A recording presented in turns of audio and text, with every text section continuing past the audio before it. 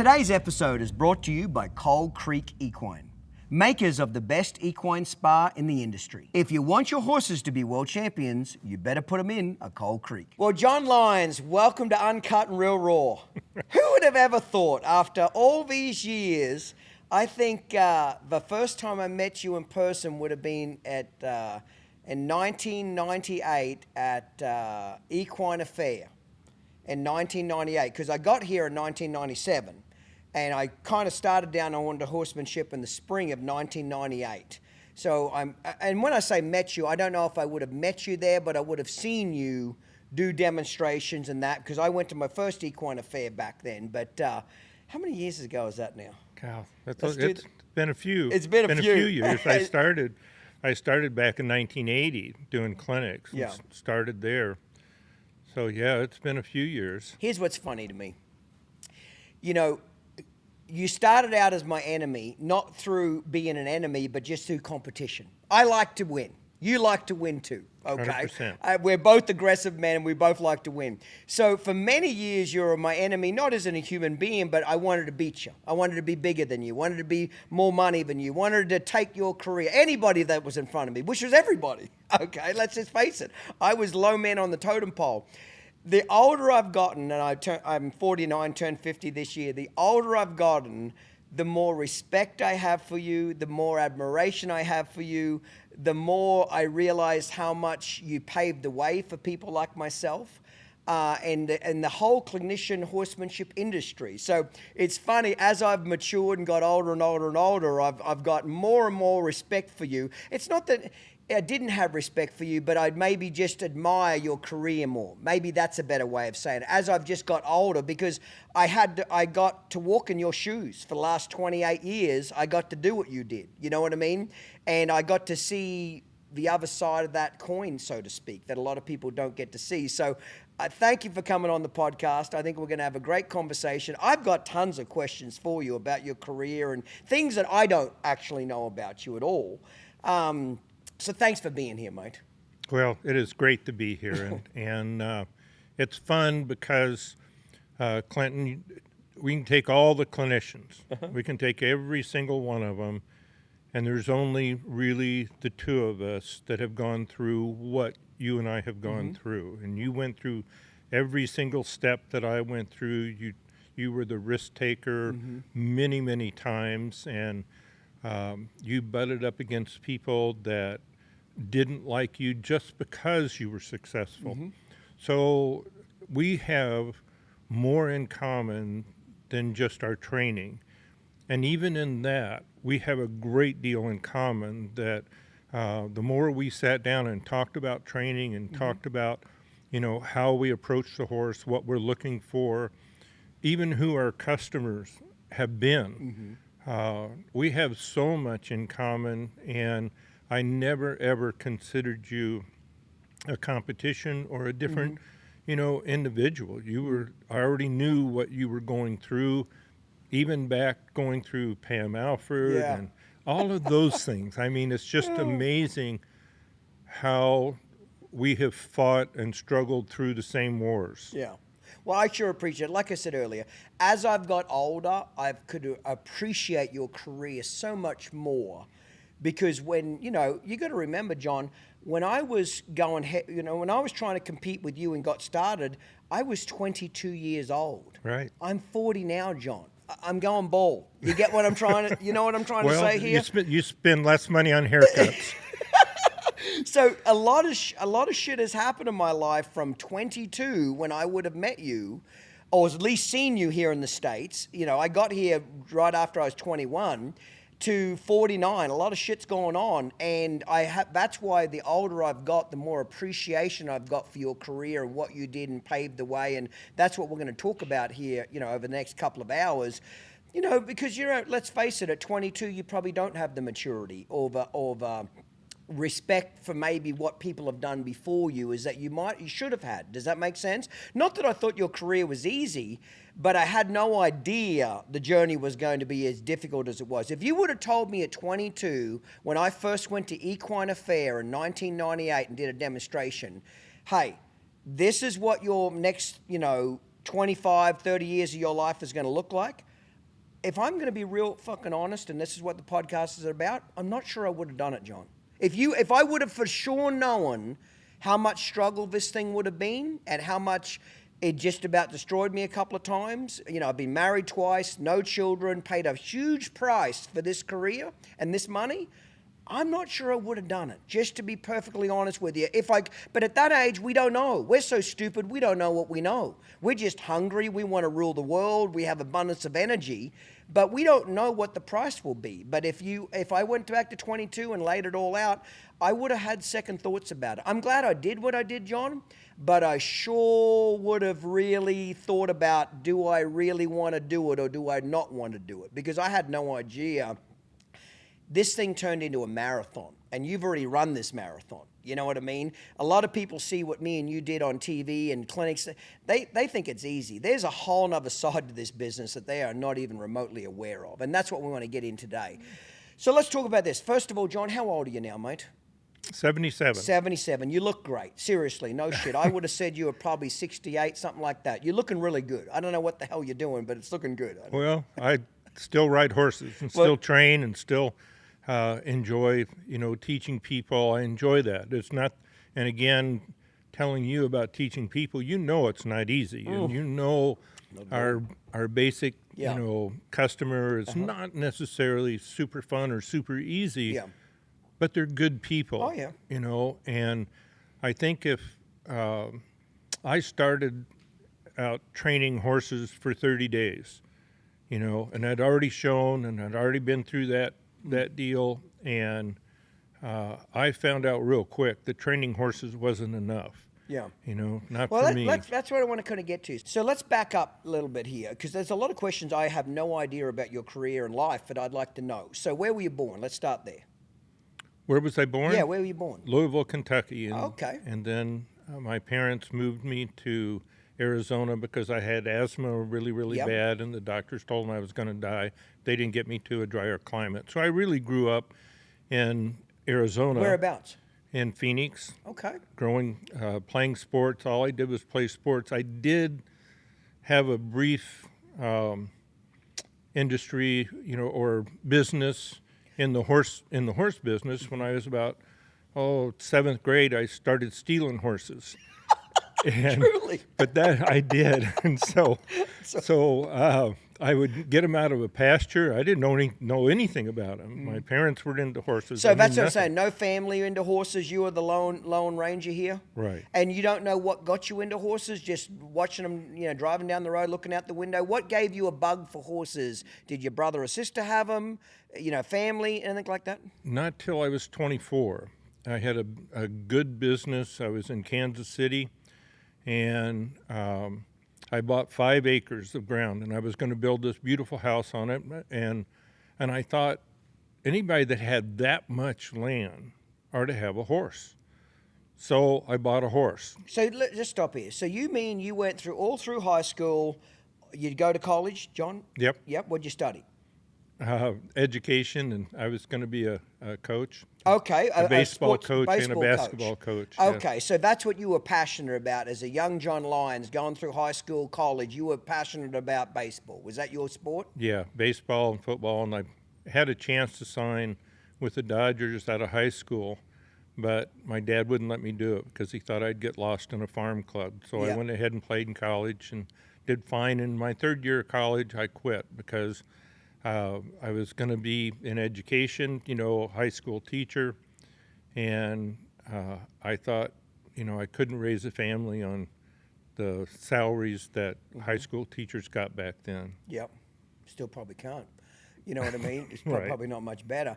That's very interesting. So sports drove you, okay. So then you graduated, and what was your first job out of college then? Well, the first job I had, I worked for my stepdad as a farmer. And my job, he had a lot. He had 12,000 acres. Where was he at? In Arizona. Okay. He had 12,000 acres in Arizona, and he also had 12,000 acres in Mexico because he ended up with dual citizenship. So he hired me out of college to clean up the farm. And so I did that for 6 months. I'd gotten married. And what age did you get married then? at 21. 21. Got married 21. early. Okay. And so I got married and went to work, right? No honeymoons, that kind of stuff. Went to work. And so they picked me up at the apartments, my wife's and I apartment at that time at 5:30 in the morning, and they delivered me back at 10:30 at night. And I had one day off a month, and I made $350 a month. After 6 months of that, and, first being married, it didn't seem like it was a good idea, a good profession. So The dollars weren't adding up. All right. So then I bounced around a little bit, went from that to the complete opposite end. I was going to sell insurance. He had an insurance company. And then a high school friend ended up introducing me to a furniture company. And so I went to work for them. And he said the goal was, to be the top salesman in the company and then, be hired by as a manufacturer's rep. So I did do that, and I was hired, moved to Dallas, and then ended up with another company and In sales, though. in sales. Did you like sales? What did you not like it? Did you just do it for the money? You get what I'm trying to say? Did you have any passion for it at all, or it's just a job at that point? It was a job, and Yeah. the job was, to raise a family, do You have the any kids best. by this point? Pardon me? Do you have any kids by this point?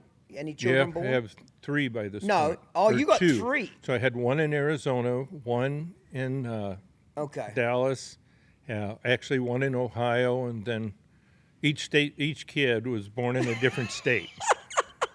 You just hate money, don't you? You're already fucking broke, John, okay? You don't have an established career and you're knocking out kids like the Catholics, okay? So you just hate money, don't you? I can just tell by looking at you, you hate money. I do.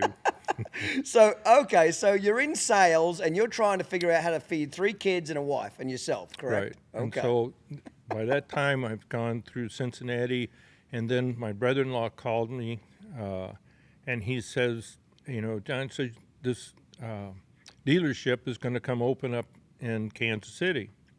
And And what kind of dealership again was it? an orthopedics. Orthopedics. Orthopedics. Okay. So it was just a rep position, Yeah. an open state.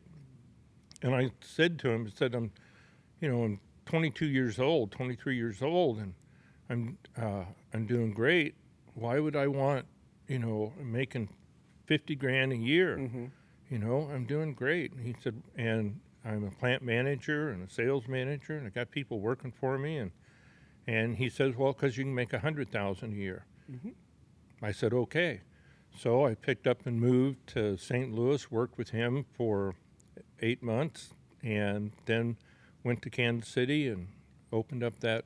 Now, excuse my ignorance, but when you say orthopedics, what does that exactly mean? What are the Like products? total knees, total joints. Joint replacements, knee, yes. elbow, hip, stuff for humans, correct? All of that. Okay, not animals, humans. Right. So I would go into operating rooms with doctors. I would call on them at their offices, at the hospitals, talk to them. And in 3 years, I ended up being one of the top distributors with that company. Okay. What do you think made you, John, be so successful at that? Do you think it was your work ethic? Do you think it was your people skills? Do you think it was all of it? Like, tell me what you thought, even though it was a different industry than the horse industry, being successful is being successful, okay? What are some of the things that you think from such an early age that you rose even in that field pretty high up so quickly? What do you think were the things that made you stand out? The very fact that I didn't stand out. Okay, The very explain fact that to me. I never felt like I was better than anyone else, that, I was smarter, that, I deserved anything, that, like the best students in school, the But John, clearly, mate, they didn't give you these positions because you were the worst salesman. No, They I were worked giving hard. you these positions because you were producing results. I was just asking, did you work a little harder than everybody else? Did you sacrifice a little bit more? Did this podcast is about giving young people successful tools to how to be successful, you know, and what you have to do to shine as far as climb whatever industry you want to be in. How do you get to number one? I'm just wondering, from that age, was there anything that stood out in your mind that you were doing a little different from anybody else? No, I worked harder. Okay. I worked harder. Hard and work. And I never felt like I deserved anything. I felt like I had to work for everything. Okay, so if hard work would be how you'd answer that. You just work very hard. Exactly. Okay, very good. Exactly. You know, I always say you can screw up a lot of things in life, but if you just get that part right, willing to work hard, that'll overcome a lot of things that you'll mess up. If you'll just get up every day and go to work and work hard, even if you make some poor choices somewhere else in your life, usually hard work and longevity will get you out of those messes. Yeah. You know, I would, for an example, I didn't know about the total knees or the hips, the orthopedic joints, and sometimes, and what am I going to do? Walk into there and tell a doctor what he should use or shouldn't use? So normally in sales, what you would do is you would go in and you'd say, hey, I've got the best product. This thing is great, da-da-da-da-da-da.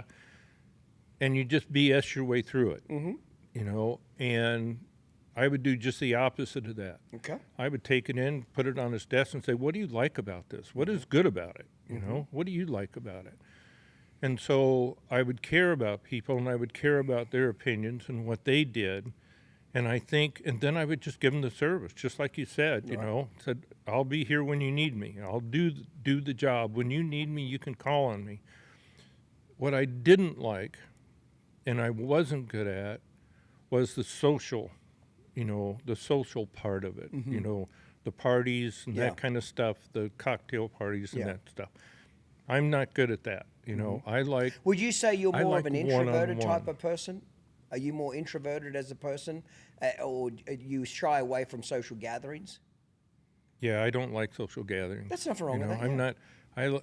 You know, I don't mind talking like you. I don't mind talking to 5,000 people in an audience.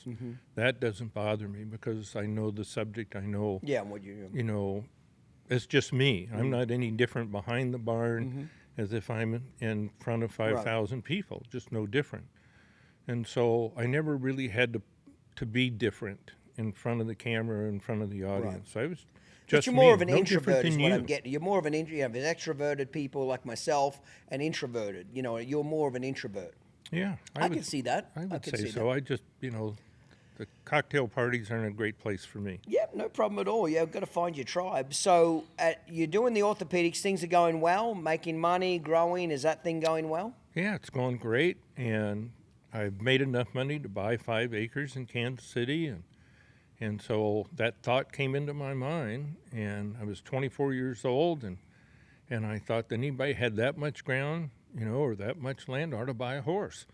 So I bought a horse. Didn't know anything about it. But again, didn't come from a horse background, didn't come from horse parents, didn't grow up on a ranch, weren't encouraged to take riding lessons as a kid. No. So had you even ridden a horse by 24, John? No. Hadn't even ridden a horse. That's amazing. You know, other than the ones I stole, but that my stealing career was very short-lived because my parents figured out I wasn't in school.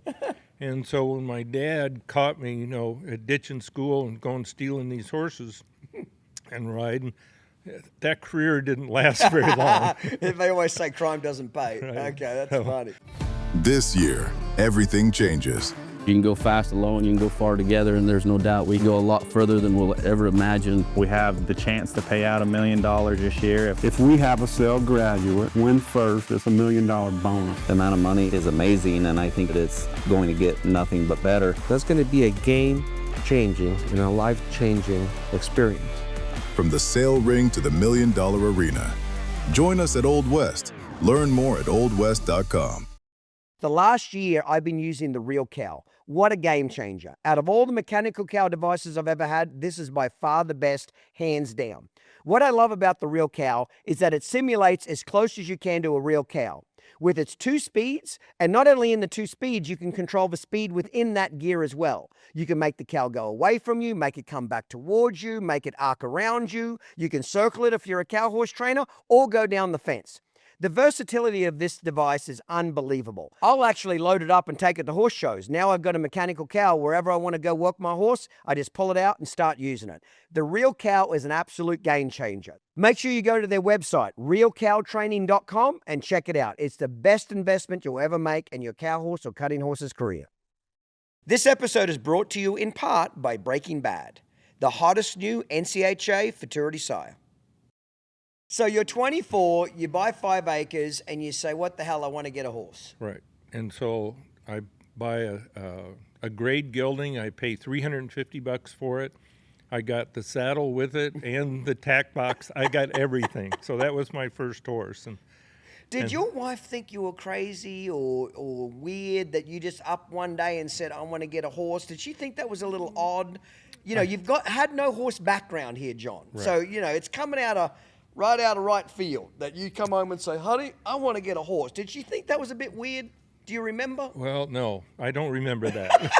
But now that you say it out loud, it does sound a bit odd, doesn't it? It's like you've had nothing to do with horses for 24 years and then you wake up one day and say, I want one.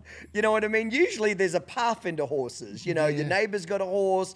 You know, you volunteer at the barn down the road. You know, kids kind of work their way into the horse industry even if they don't come from horse families. You just woke up one day at 24 and said, I want one. That's right. You know, and then I started building a barn. Okay. Well, actually, before I started building the barn, I hadn't built the house yet. I had the architect design the house and everything I was going to do and all of that. And so I designed the barn and I thought I'm going to build this barn. So then what happened? I'm driving to one of the hospitals one day and I see this guy and he's riding this horse down the side of the road. And he is just flying. I mean, he's just clippity, he's just flying. His hat isn't moving an ounce, you know. So I pull over in front of him, you know, and stop him. And I said, what kind of horse is that? And he said, it's a Tennessee Walker. I said, holy mackerel, what would a horse like that cost? He said, $500. I said, I'll take it. He says, no, you won't. He says, you go down here a couple streets, turn up here and go to this house up on top, and if you can prove to me you can ride it, I'll sell it to you. So that was my second horse, and then... So, back up a little bit. Did you get along with the first one? Any trouble with the first one? Got along with it? You just started recreational riding? Yeah. So, you at that early stage, John... Are you just self-teaching yourself? Are you buying some books? Are you getting a few riding lessons from a lady down the road? You don't know how to ride. Let's just be honest. You're 24. Right. So how are you fumbling? Because when we all get started, we're all green as hell, okay? And especially if you don't have anybody kind of mentoring you, a next-door neighbor, family friend, something like that, you are really on your own. So how did you deal with that? Did you just do it all? Did you just try trial and error? Did you get a few lessons? Like, I'm curious how you figured out how to saddle the son of a bitch, what to feed it. Like, you know, somebody had to teach you that stuff. The internet wasn't back then, so you couldn't Google this shit. So how did you get any, in that first horse or even the first and second one, how did you get information back then? All right. So the second horse I bought. So this fella had gone through Second World War, been shot down, but he had these horses. Tennessee and Walkers. he lived in a subdivision. He had this horse and a couple other horses in his back garage. So his name was Tom McNeil, and so he and I became friends, and we started riding, you know, at night. Now, he might have been from Australia. I don't know. But did he swear a lot? Well, no, he that didn't way swear wasn't so from much. Australia then, John. Let's just establish that. Okay. But he did drink some. Okay, definitely from Australia. And okay, we're back in the country again. So he had to go to the VA a lot because he had hip problems and that stuff. And he said, you know, I could take these drugs, but Scotch seems to do the same thing, and it's a lot more fun. He's got a valid point, hasn't he? He can't really argue his logic. So lots of times we would ride all night long. We'd go out and ride. So you're still doing your day job. You're still selling knee replacements, 100%. hip replacements. And then at nighttime, you've definitely got the bug, correct? You're passionate about it. I am You love passionate. doing this stuff. So Yeah. you're going there after work. Your wife probably thinks you got an affair going on, but you got this love affair with these horses going on. Okay, so you're going there every day after work. Right. Are you keeping your horses at his place or not? Or? No, at the 5 acres. Okay, so are you riding them over to his place every day, or transporting them on a horse trailer? What are you doing? How are you getting them over there? Well, I think I'm riding over there because I don't think I had a trailer at the time. Okay, we're going back So a while I'm just now. riding over there, yeah, you know. And so we became very good friends, and we rode at night. And then Did he do I anything didn't- in particular with his horses? Meaning that was he into any particular sport or just recreational? Did he specialize in Tennessee Walkers or gaited horses, or he just rode purely for fun? he rode purely for fun. Okay. And he was a fun fella to ride with, you Yeah. know. And he was a good guy, and he had this grade Morgan quarter cross mare.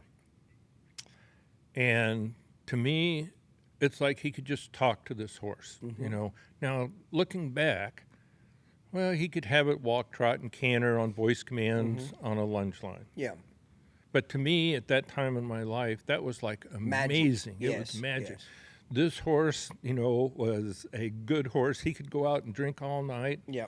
you know, and the horse would take him home at night. He would crawl in the house, you know, because was too drunk to do anything else, and the horse would be sitting in the front yard in the morning. It's Saddled up. Amazing.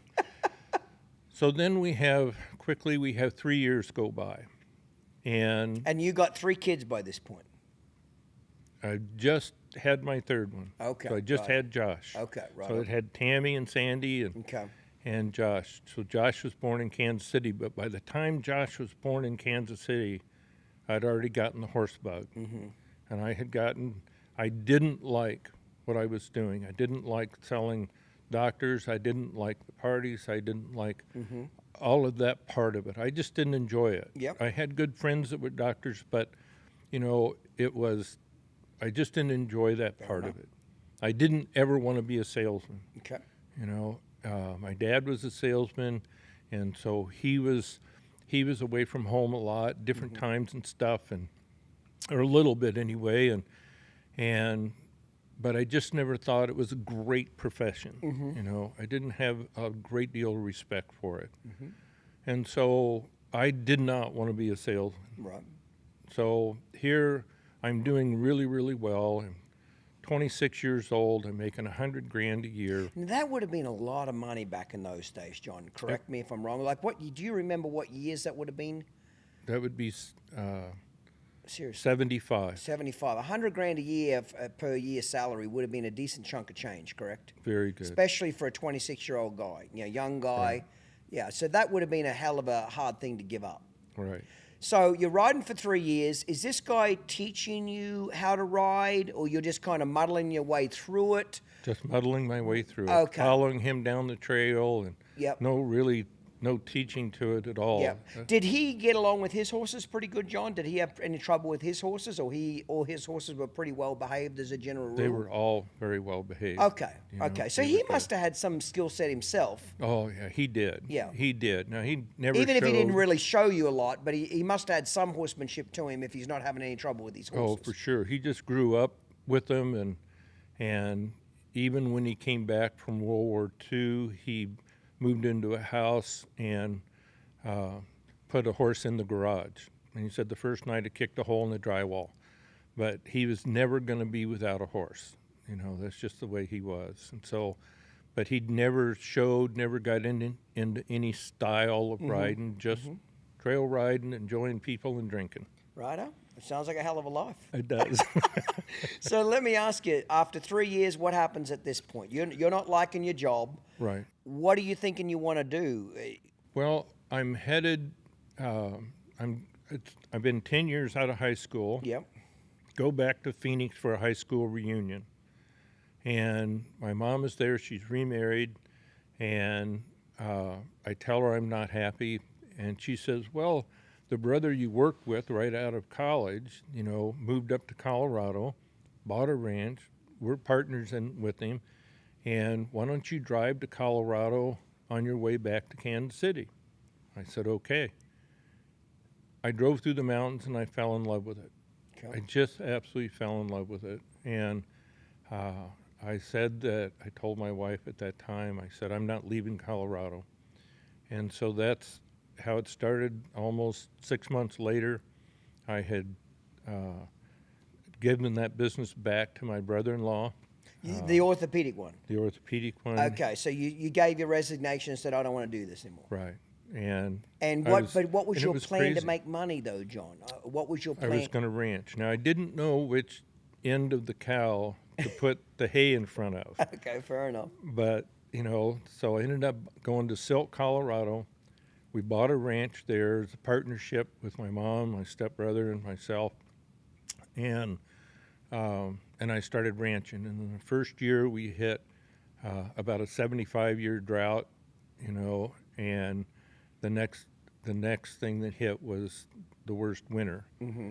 So, So you got like a cow-calf operation. You're breeding cattle. That's how you guys are going to support yourselves, etc. Exactly. Okay. And during that time, started showing horses, local horses, Appaloosas, and local clubs. And okay, so just back up a little bit. Are you doing this just for your personal fun, or you're doing it to supplement your income a little bit? Like how when you're up there ranching, what makes you get into horse showing? You're just doing it for fun, or some people said, "Hey, I'll pay you to ride a few horses." Tell me how this transition is happening now. Well, got into horses because my stepbrother was showing horses, and we thought we already in Western events, English. What was he doing? Just Western events. Yeah. Some English. His kids were in English jumping. It was in the Appaloosa Horse Association, so I bought a 6-month-old stud, and I said, well, we might as well do it together. Yeah. So we did it as a family, 2 families, and the ranches were about 130 miles, 40 miles apart. Mm-hmm. And so we would meet on the weekends, do the horse shows, and I would learn. I started out in halter trying to figure it out and tried to listen to people and see, what I could learn from them, and showing and doing that. What years would have this been? Do you remember? That would be 70, that would be 76 or 77. Okay. 70, 78. Righto. 79, right in there. And so we did that, and that's when I ended up with that Appaloosa Stallion Zip. Mm-hmm. And so let me back up a little bit here. The ranching thing financially is not working out as good as you hoped. Are you getting a little worried at this point? Are you feeling like, man, I did the wrong thing? Tell me where your head's at this point. You gave up a very lucrative career to go ranching. Ranching's not working out. Where's your head right now? I still want to keep ranching. What are you thinking? You got to feed a family here, John. You know what I mean? So do you remember what you were going through your mind back in those days? Well, how to stay alive and stay, keep everything running. We were broke really 20 months into it, because I didn't have really enough money to get into it, didn't have enough money to buy the equipment, the cattle, et cetera. Yeah. So we got into FHA loans and the disaster loans at that time and all of that stuff. And so I just kept it rolling as good as I could. Okay. But you're a bit worried. I'm getting the impression you'd be a bit worried, correct? Like you're not, are you having any second guesses? Are you second guessing yourself? Man, I did the wrong thing coming up here, go ranching. I got to look for a different career. Like I'm trying to figure out what was your motivation from going from that to the next part of your journey? Well, the motivation, well, first of all, I never questioned whether I made the right decision. Okay. Interesting. I love the ranch and I love the cattle. I love ranchers. Mm-hmm. They were such good people and so solid. Their word meant something. When you gave your word to somebody, that was just 100%, commitment. You didn't give it lightly. You just did it. I bought 100 head of cattle on a handshake, and so I loved being a cowboy. I loved, the values of a cowboy. I loved the concept of being a cowboy. And so I wanted to live my life by those concepts, and I loved the cattle, you know. But you also got to eat, John.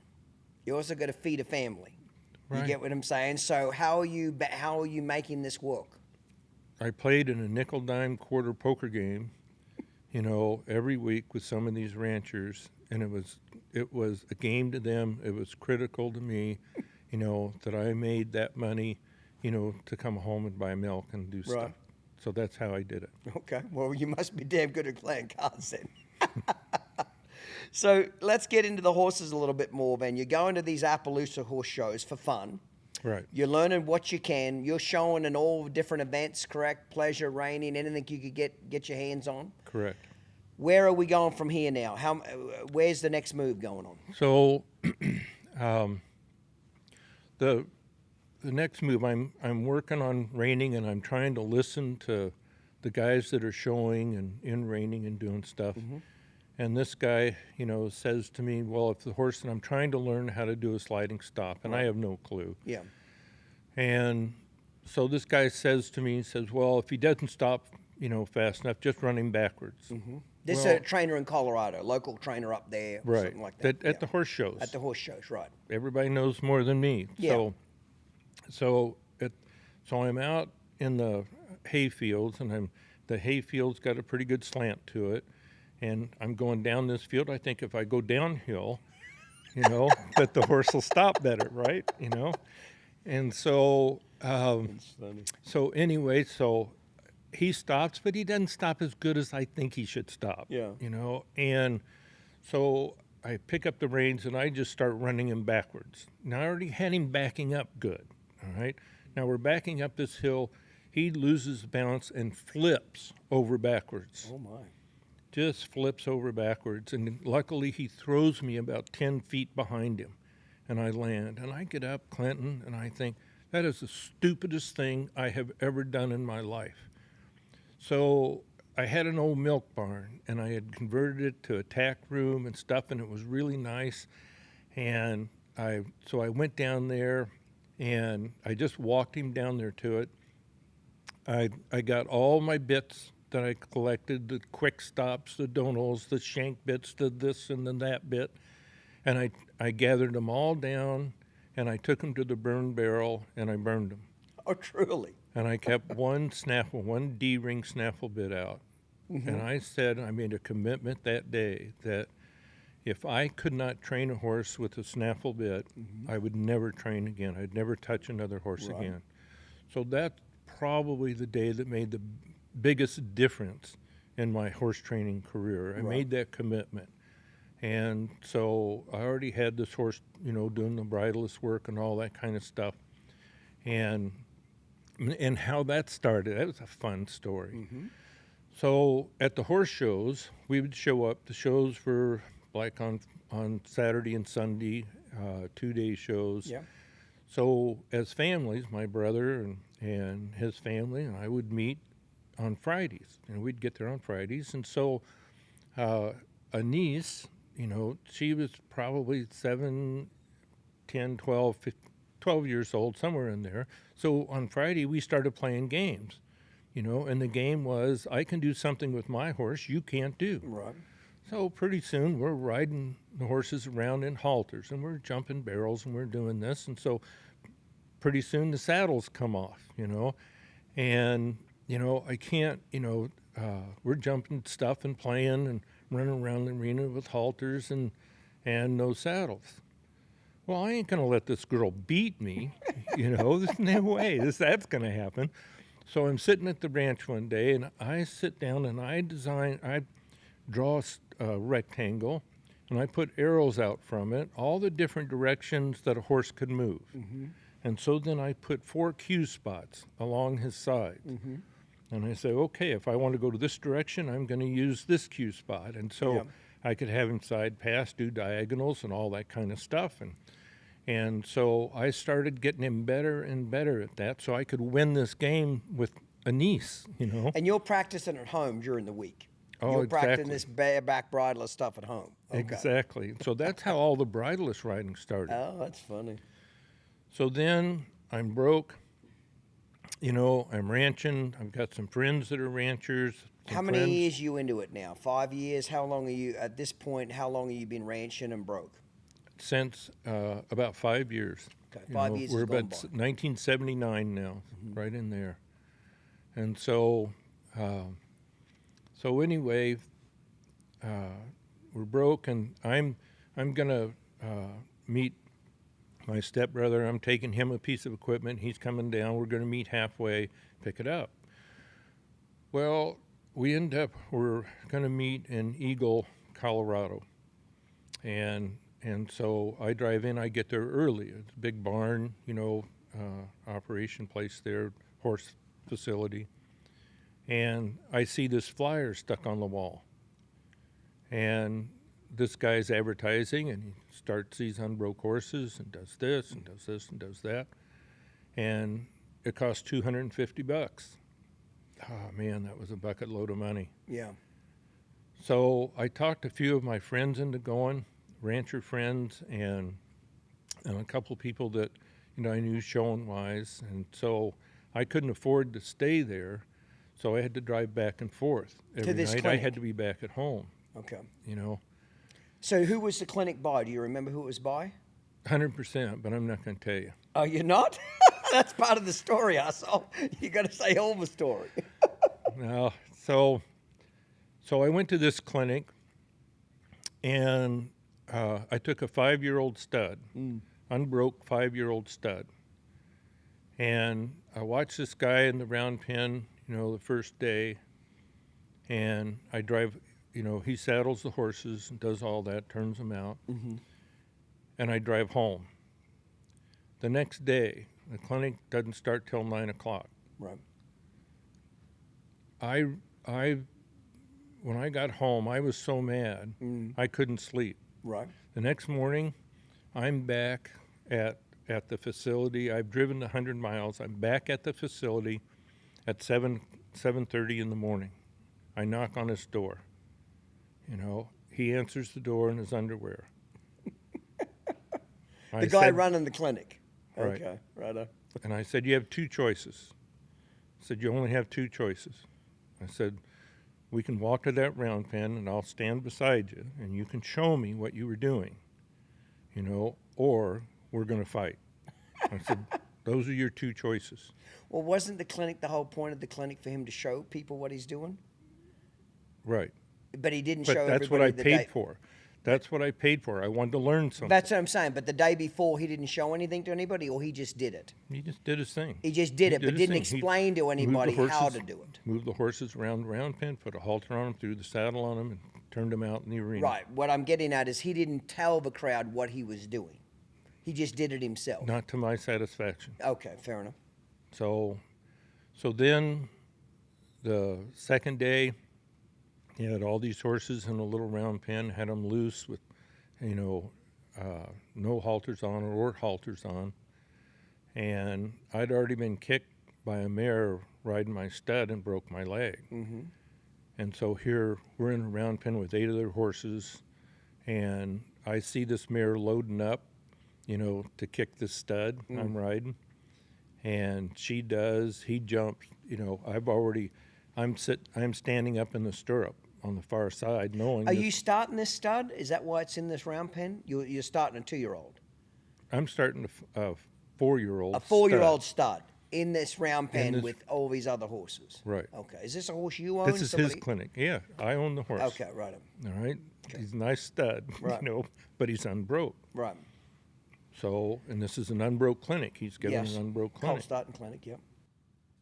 So my mare jumps. I go off the side and the back, and he's on a 40-foot round pen, and there's 8 horses, 8 unbroke horses, and no one has any control of them. And I hit the ground and I look up. Here comes 8 horses. So everybody's riding a horse. Yeah, Okay. Is this the second ride, first ride on these colts? What is it? first First ride, okay. ride. He saddled them the day before. This is the second ride. Right. So, in that clinic with those 8 horses, 3 people got bucked off. All right, I include myself as one of them, Right. but my horse didn't buck. I was all, Yeah, I get it. you know. Yeah. 3 people come off. And then a girl got kicked square in the chest trying to get on her horse the third day. And I thought, this is the stupidest thing I have ever seen in my life. That's what I thought. And what I learned at that clinic was how bad people wanted to learn. Right. That they wanted help, you know. That they would put their safety in jeopardy to learn something. Yeah. Okay. You know, and so. Was it a 2-day clinic or 3-day clinic? It was a 5-day clinic. Okay. One day got rained out, and this guy was to me, so rude and so sour. You know, I thought he must have been doing clinics for a lot of years. Yeah. To be that sour with people. So, so anyway, what I learned is just how people wanted to learn. Okay. How bad people wanted to learn. So, the first clinic that I gave. Well, just back up a little bit. So you leave that clinic, realizing there's a demand for people who want to learn horsemanship, correct? Yes. People are desperate to learn something, etc. Do you learn any useful skills out of this particular clinic? Is there anything useful you got from it at all, or nothing you got from it at all? Was there anything that you thought, okay, because for you to come back a second day and want to learn something, there must have been something there that tweaked your interest. $250 that I paid to learn. Oh, so you just wanted to make sure you got everything you could out of it. Yeah, I wasn't going to get the money back. I wanted to learn something. Yes. So I was there to learn. Do you feel like you got anything out of that clinic at all, John, or not really? I got probably 1% of the round pin work that I do out of that. That was a start, you know, from that. You know, that was that. A pressure release method. Right. I picked that up. Those two things. Okay. The following weekend, I gave a clinic. Well, let's back up right now. We've got to change tapes right now and freshen up a cocktail. But I want to come back after the break, and you left that clinic, and I want to talk about when you left that clinic and went home, something clicked in your mind, because you're saying you did your first clinic. Well, we haven't even got to why you decided to do a clinic. You've never done a clinic before. You're ranching. You know what I mean? I want to know what you went. You must have gone home that week and did some soul searching about what the hell you want to do with your life, or something sparked in your mind, correct? Correct. I had 4 kids to feed. Right. Let's hold that thought. We're going to freshen up a drink, and I want to come back. Specifically, you left that clinic and build from there. Good stuff, mate. Great stuff. Silver Spurs Equine owns and stands over 30 champion performance horse stallions. They strive to provide options to top prospects for every preference and budget. Reining is the main focus of Silver Spurs breeding program, and they have developed their $1 Million Challenge as an incredible incentive that offers huge payouts to the champions of 7 different reining competitions around the world. Silver Spurs also raises about 150 foals per year at their ranch in Oklahoma, and each one is offered to the public for sale. This provides a wide variety of options to buyers looking for their next prospect, and most would be eligible for the $1 Million Challenge. Find the perfect cross of traditional performance horse bloodlines combined with the modern dynamics of today's performance horses. All available prospects can be found at silverspurssalehorses.com.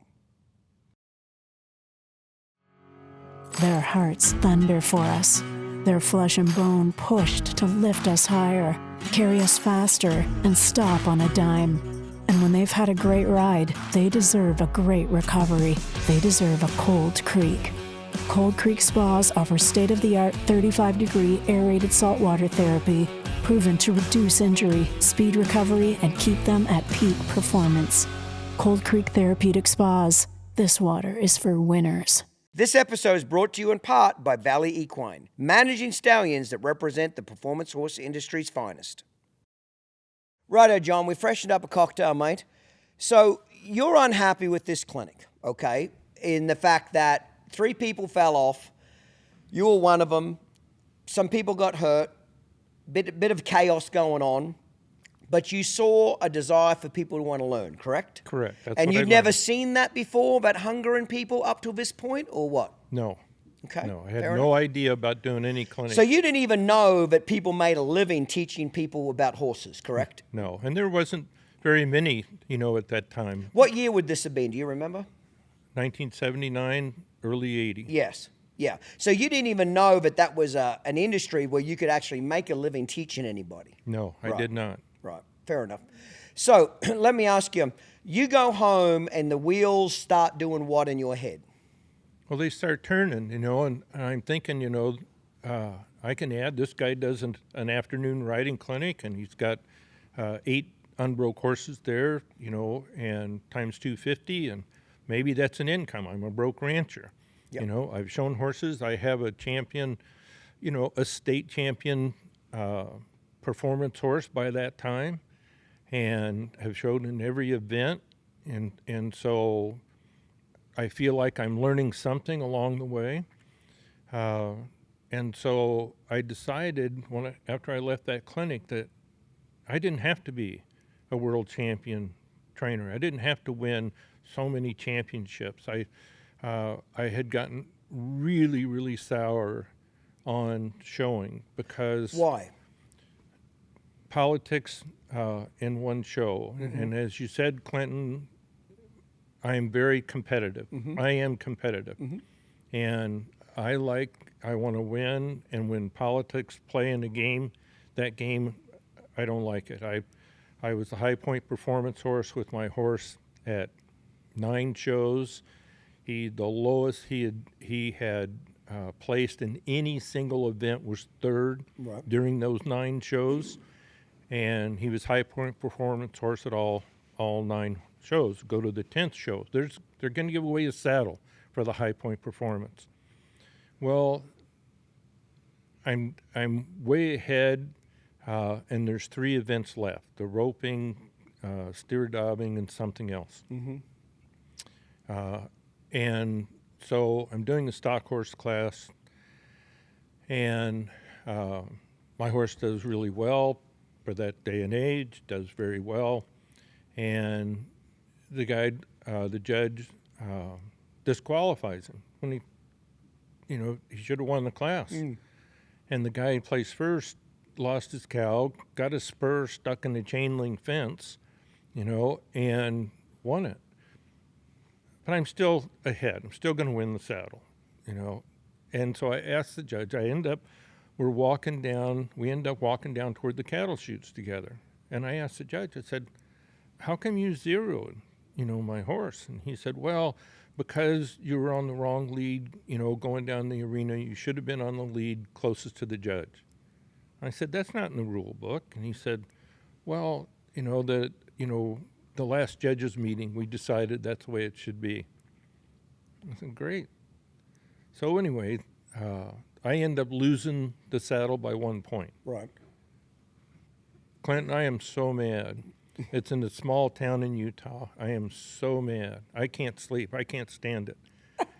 I am walking around town, and I can tell you this because I know you have dealt with the same thing in the show industry, in a much, much larger scale than I have. But I can tell you this because you understand what it feels like. So at 2 o'clock in the morning, I am so mad I could kill somebody. I could. Must have been a hell of a saddle. No, it was losing. It could have been a ribbon. It wouldn't have made any difference to me. Fair enough. I'm just fucking with you, John. Keep So, going. so anyway, I'm praying about it, and I'm walking around this town, and I turn this corner, and there was like a convenience store there. And they had a great big sign up there in red letters, and it said, the answer is in your change. Now, what they meant was you're going to get more for your money. Right. How I took it, it was an answer from God. That he said it wasn't for me to change the horse industry, to stop the politics and all that stuff. It was to change me. So that was the last time I walked into a show ring. Okay. And that was it. So I decided I didn't have to be a world champion, to help people, that I knew how to put a halter on. And if people wanted to know how to put a halter on, I could help them. I could help people who wanted help. And so I gave that first clinic. Okay. So you went home, and I want to hear how this conversation went with your wife, saying, hey, I want to do a clinic and people pay me to teach them basic horsemanship. How did that conversation go down? I have no idea whether I had that conversation or not. Okay.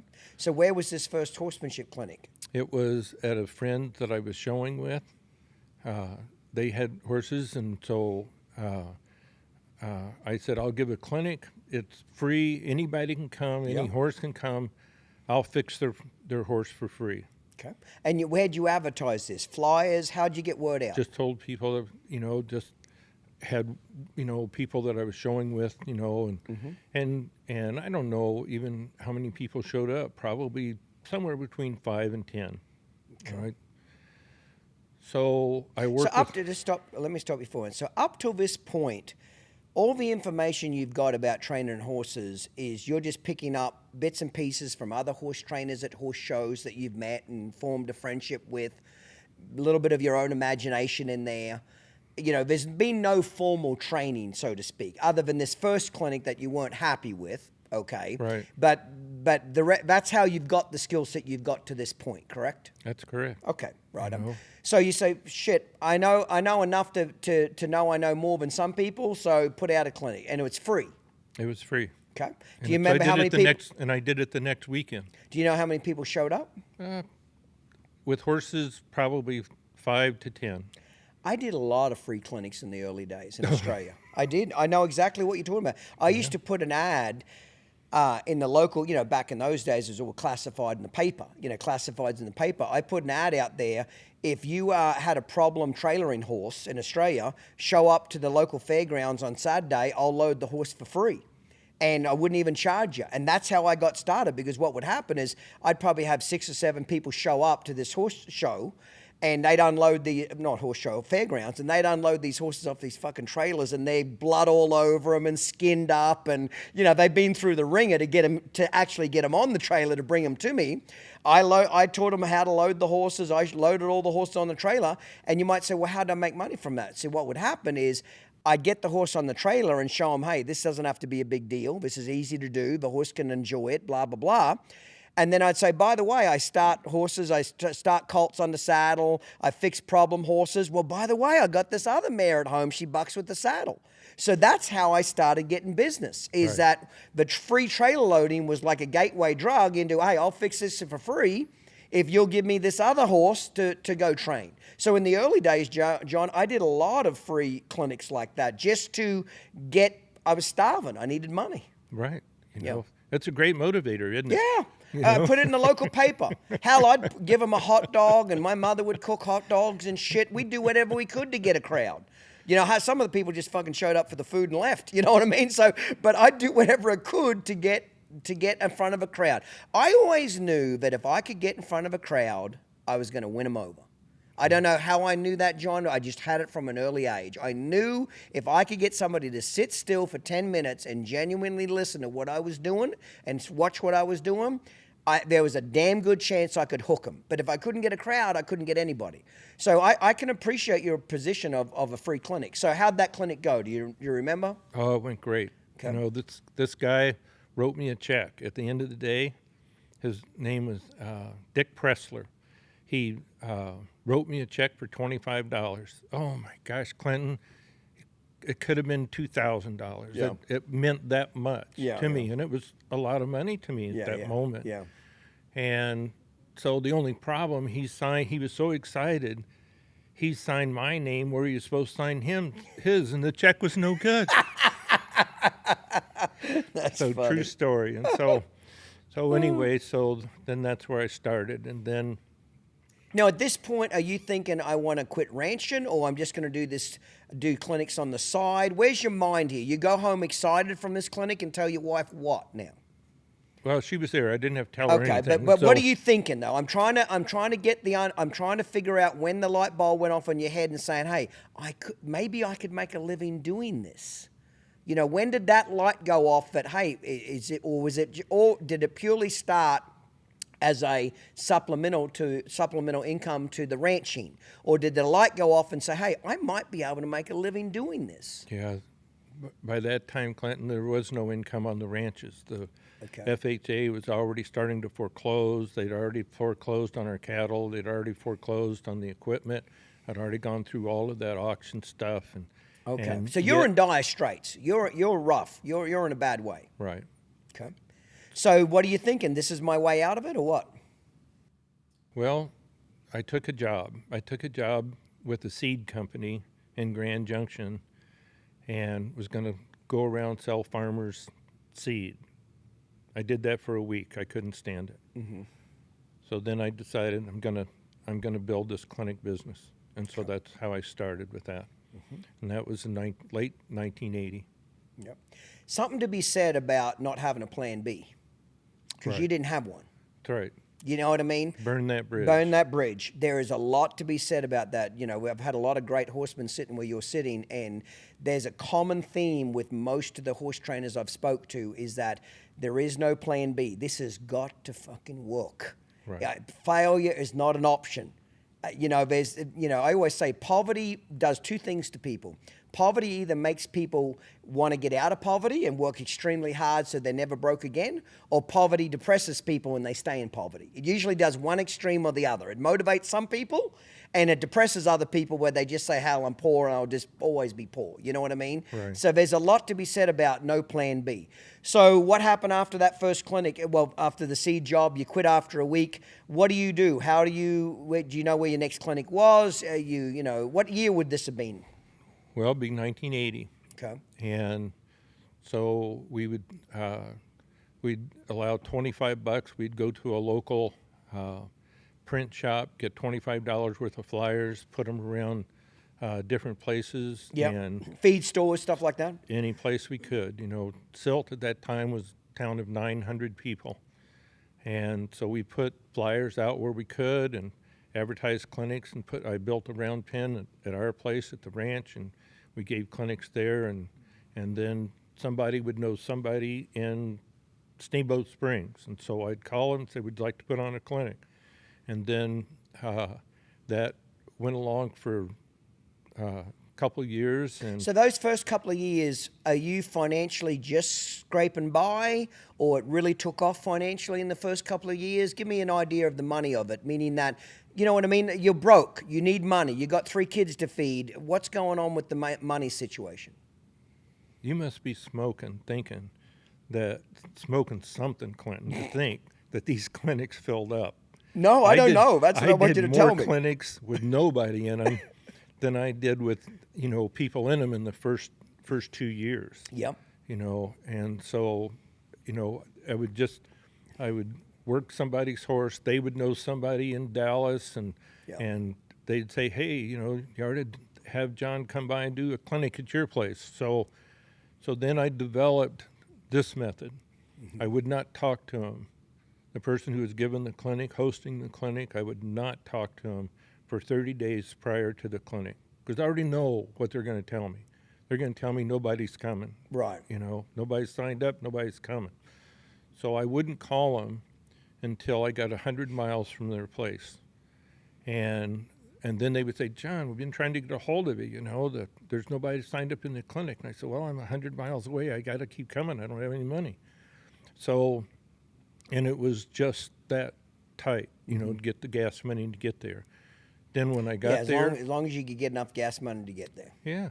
And so while I was at their place, I would go around different facilities, and I'd say, I'd load your horse, charge them so much to load a horse that they couldn't load, or a problem that they had, or a horse that would pull back, or whatever it was, and I started building, going to different horse training facilities and boarding facilities all around that city, and so, but I decided then, it's funny, if you go back to that first clinic that I went to, that person was so sour, and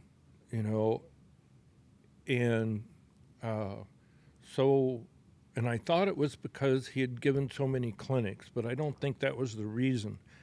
I think, he did it to protect himself, because he got so many people hurt, and I hated that. Right. I just hated that. And so, If so many people were, here's what I don't understand. If so many people were getting hurt, why would people keep going to him? Oh, I think it was the show. People entertainment-wise. Oh, and I do, and he had a good story, and it was beyond my understanding why people would keep coming to him, other than It was like watching a rodeo. You're waiting you're sitting on the edge of your seat. Yeah. For the Everyone's next seeing horse to who's blow gonna up, or who's going to blow up, what's going to Yeah. happen, and that kind of stuff. So it's just, it didn't make any sense to me. It chaos, just did not. organized chaos.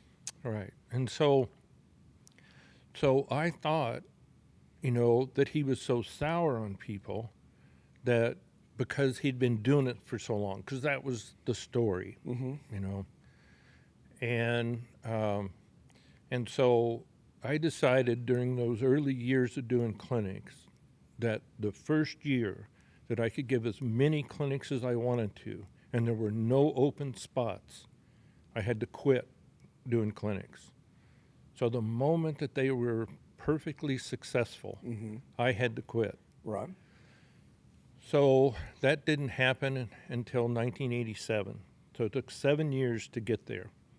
To where you'd have consistently full clinics. Right. Every clinic was full that year, and there was no open spots. So let's back up a little bit here. So in that 7-year period, I can very much relate to doing a lot of free stuff, going to boarding barns. That's how I did it as well. My theory was, if I could cover, I can remember waking up at 1 o'clock in the morning, taking a shave and getting ready to drive into the airport for 2 ladies in California. My attitude was, as long as those 2 ladies paid for the airfare, I'd go. As long as I had enough money to get to the next destination, I still did it. Well, those 2 ladies, next time, I treated them real good, took real good care of them. They turned into 4 ladies. 4 ladies turned into 6. 6 turned into 8. So I can very much appreciate those early days. You're just hoping to cover your gas money, whether it's airfare, gas, whatever the hell, hotel. For many years in the beginning, John, I'm sure you were the same, I had to stay with the people. I didn't have enough money for a fucking hotel. You know what I mean? I had to stay in their spare room. You know what I mean? One time I stayed with this lady in Michigan, and she's got these fucking Labradors, 6 of these son bitches that live in the house, and they're covered in fucking hair, and they're wet, and they're sleeping beside me, and there's dog hair everywhere. Oh my God, I want to blow my brains out. But I'm so poor, I can't go get a hotel. No, ain't happening, is it? DT Horses was founded with one goal in mind: produce elite performance horses. For over 20 years, we've consistently met that goal and raised the bar, thanks to our dedication and focus on what matters most. DT Horses believes that every horse we raise deserves the best start possible. With a great foundation in place, all our colts go on to excel in the discipline best suited for them. We have many top performers in team roping, cow horse, cutting, calf roping, and barrel racing. We're offering our elite horses to the public. For information about the athletes available, please contact the DT Horses office at 480-471-4348. Learn more about DT Horses and the impact we've made on the Western performance horse world at dthorses.com. Valley Equine Reproduction is a premier equine breeding facility located in Stephenville, Texas. I've worked with the team there multiple times and had nothing but great experiences. Formerly known as the Brazos Valley Stallion Station, they offer everything. They manage over 45 stallions, including some of the most renowned in the industry. They offer mare care and breeding services, foaling out services, a recent mare program, sales fitting, and rehabilitation services. Plus, their Super Stallion Incentive Program has awarded substantial payouts. In 2024, the program paid out $1.4 million across the NCHA and NRCHA. If you're in the breeding business, you have to check out Valley Equine Reproduction. Visit them online at valleyequinerepro.com or give them a call at 254-485-8280. This episode is brought to you in part by Silver Spurs Equine, home of the $1 million challenge.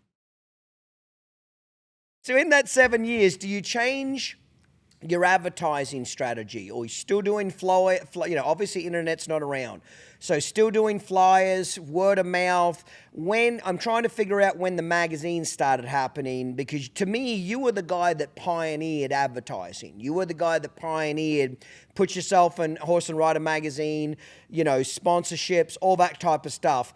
So I'm trying to figure out during that 7 years, what was your main form of advertising? Word of mouth and flyers still?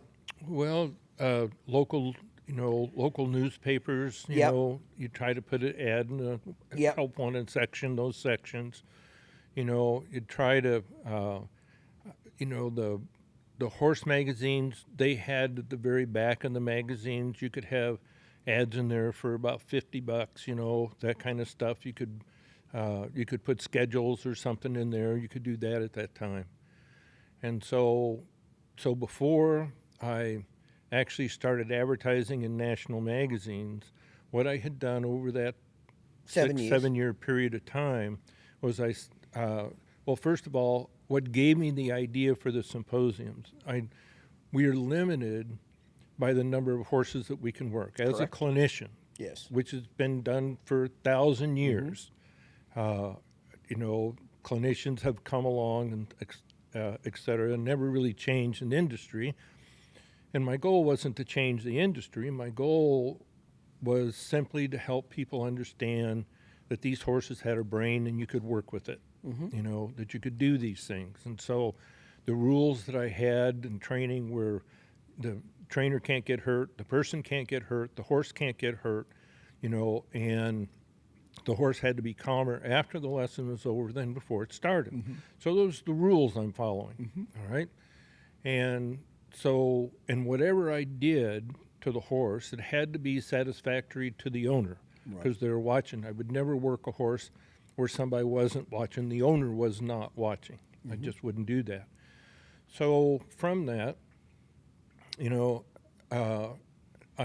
know that I'm having to come up with a different plan because I've already made the commitment that when the clinics are full, I can't do any more clinics because this other guy was so sour. I didn't want to end up that sour, and the clinics are too hard. Yeah.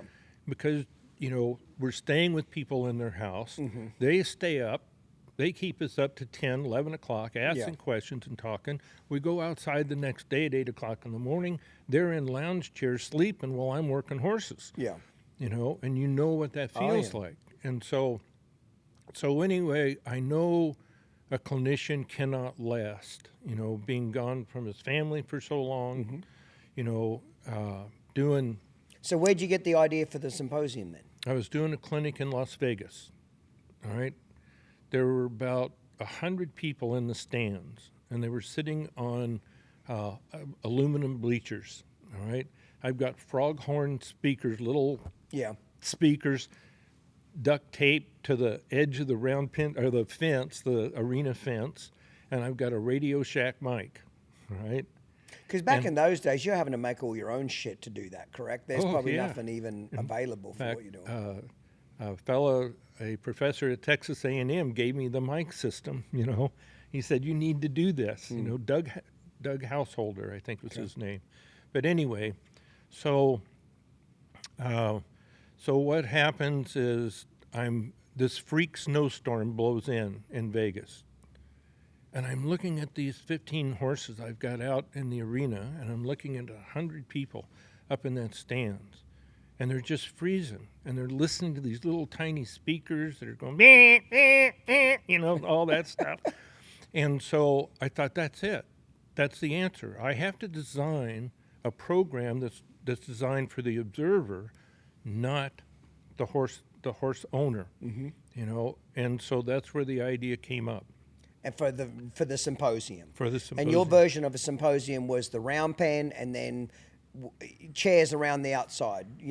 How many chairs around the outside? 200, 300, 100? What did you... I was getting 100 people, and they were paying $50, I think, at the time. Okay. So at this point, you realized, okay, I can make a living doing this. I'm feeding my family. I'm getting popular. You're starting to feel confident that you're on the right track with this career path, correct? Right. Yeah. Because it's pretty rough in the first couple of years. First couple of years, you're barely making ends meet, but it's slowly getting better every year. Right. And the only reason I'm getting ends to meet is because the federal government stopped the FHA from foreclosing on the ranchers, me, and so now we're stuck in limbo with this ranch. But we really can't work it because we don't have any equipment anymore. We have no cattle anymore. But we at least are not paying for it, so we got a place to live. Right. So that allowed me to go out and start building that clinic business. Yep. And then I couldn't borrow any money. You know, I couldn't borrow 15 cents, you know, and so that started that everything I did had to be paid for, you know, right then. So when you got the idea from symposiums, did your whole business model change at that point? And you said, okay, I want to basically be in the middle teaching and have people watch. I can touch more people. Bring an audience. Yeah, bring an audience. You know. Was that your main focus from that point forward, moving forward? Yeah. Is less of the actual clinics where people would show up with their horses and more of teaching people that are watching? 100%. Yes. So I Did that go over well? Was it well accepted in the beginning, or like anything, it took time to build, or, you know, would have been a new concept, nobody else would have been doing it? Right. Everything takes time to build. Everybody wants things to be successful. Overnight. You know, overnight. I would go into McDonald's, and Ray Kroc, who started McDonald's, you know, he had a plaque on the wall, and it said McDonald's was a 20-year overnight success. Yes. So I would read that, and I would read it over and over and over again, you know, and when I'm stuck on the side of the road, you know, and just exhausted and stuff, I would just read books over and over again, trying to keep my thoughts positive and keep going forward. I had a book that, a little telephone book that everybody that rode in a clinic, they would write a comment, you know, at the end of the clinic, what they thought of the clinic, what helped them, that kind of stuff. I sat there and I must have read that book 100 times. You know, whenever I'd get discouraged and think this business won't work, Yeah. you know, I'd start reading through those comments. And from those comments, I said, well, John, if you quit, you're quitting because you want to quit, not because the business can't work, because here your customers love what you're doing. Yes. You know, and you're providing a service. And that's what we do. We provide a service. So I got this idea for the symposium. Didn't know what to call it. I'm going through the dictionary, looking through different words and all that stuff, and come up with a seminar, right? Yep. But a seminar, definition of a seminar is where people people get together and listen to one or two speakers speak.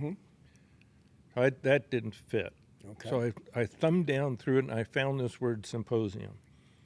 And a symposium is where people get together, eat and drink, and share ideas.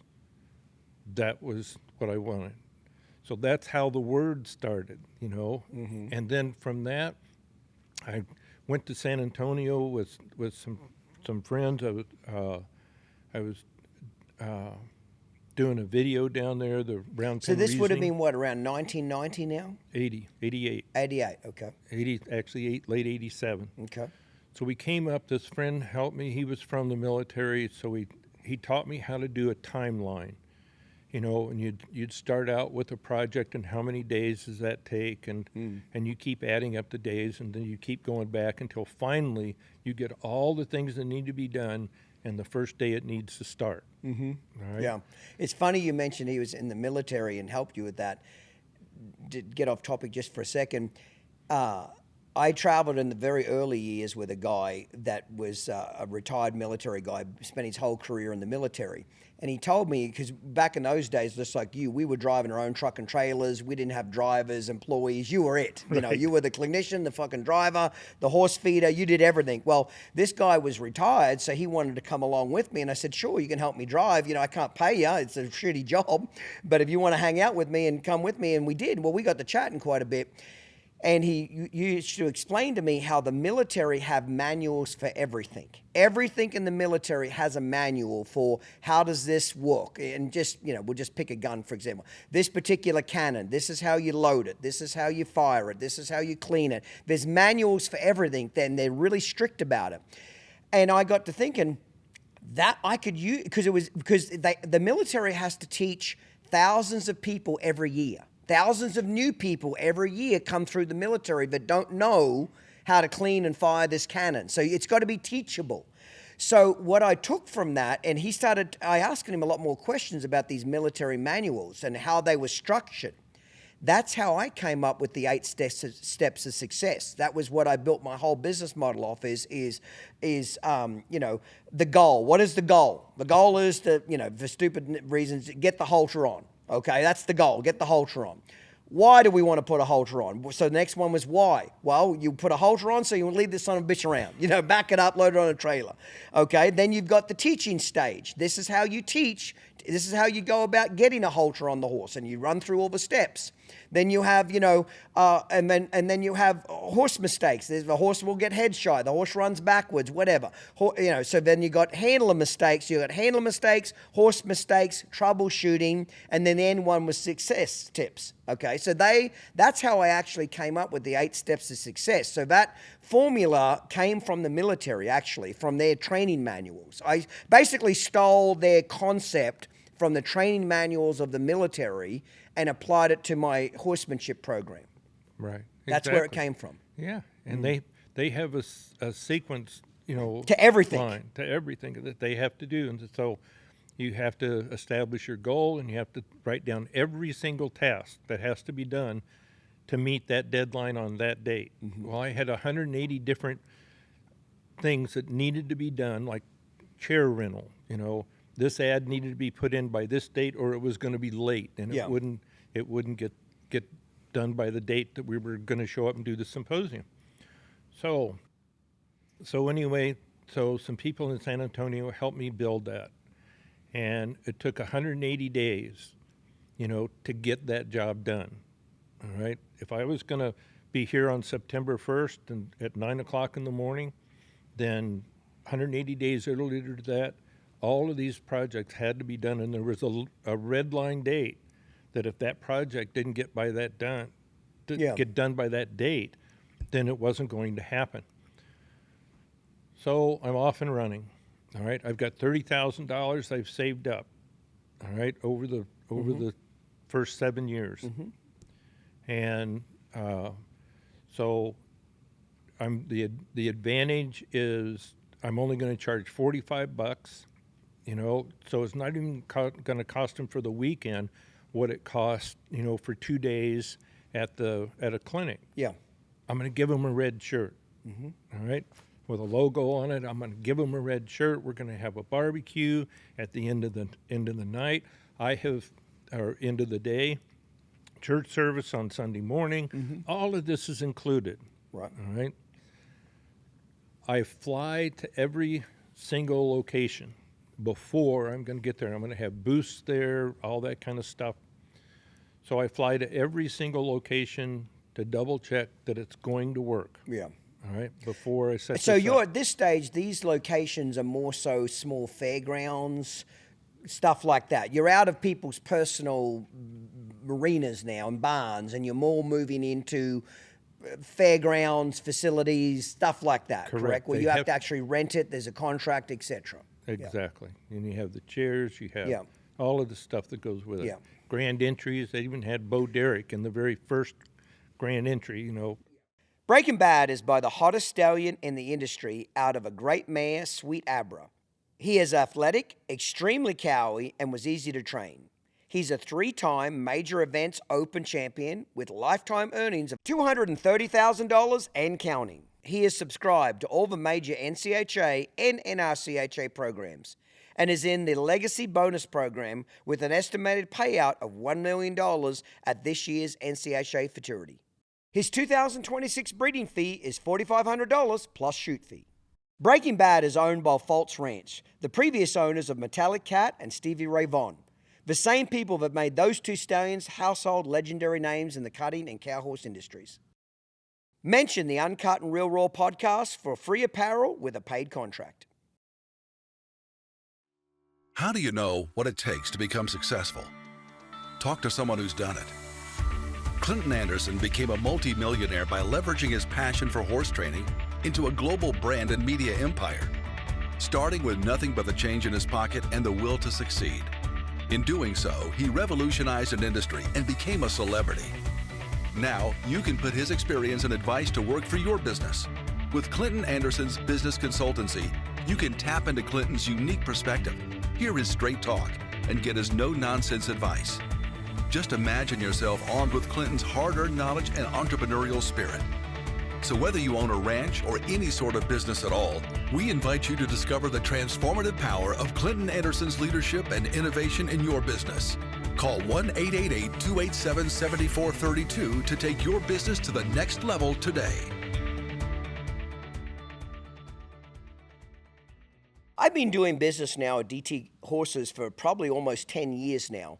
And one of the things I really appreciate about doing business with them is they're horsemen first. They care about who buys their horses, where their horses go, and ultimately they want the horse to excel at whatever event it has the most natural disposition and talent to do. Sure, they raise world champion cow horses, reining horses, cutting horses, and rope horse futurity horses, but in reality, Dean Tufton is fanatical about letting that horse tell you what event it's going to excel at. Sure, we might buy a cow horse, but it may be suited better for the rope horse futurity prospects, might be suited better for a cutter. You don't often get breeders that are absolutely fanatical about making sure those horses get the best start possible and ultimately excel in the event that they're going to do the best at. They have the most natural talent, disposition, and they enjoy that particular event. Like I said, been doing business with DT Horses now for a little over 10 years and absolutely enjoy it. One of the best places I've got to buy my horses.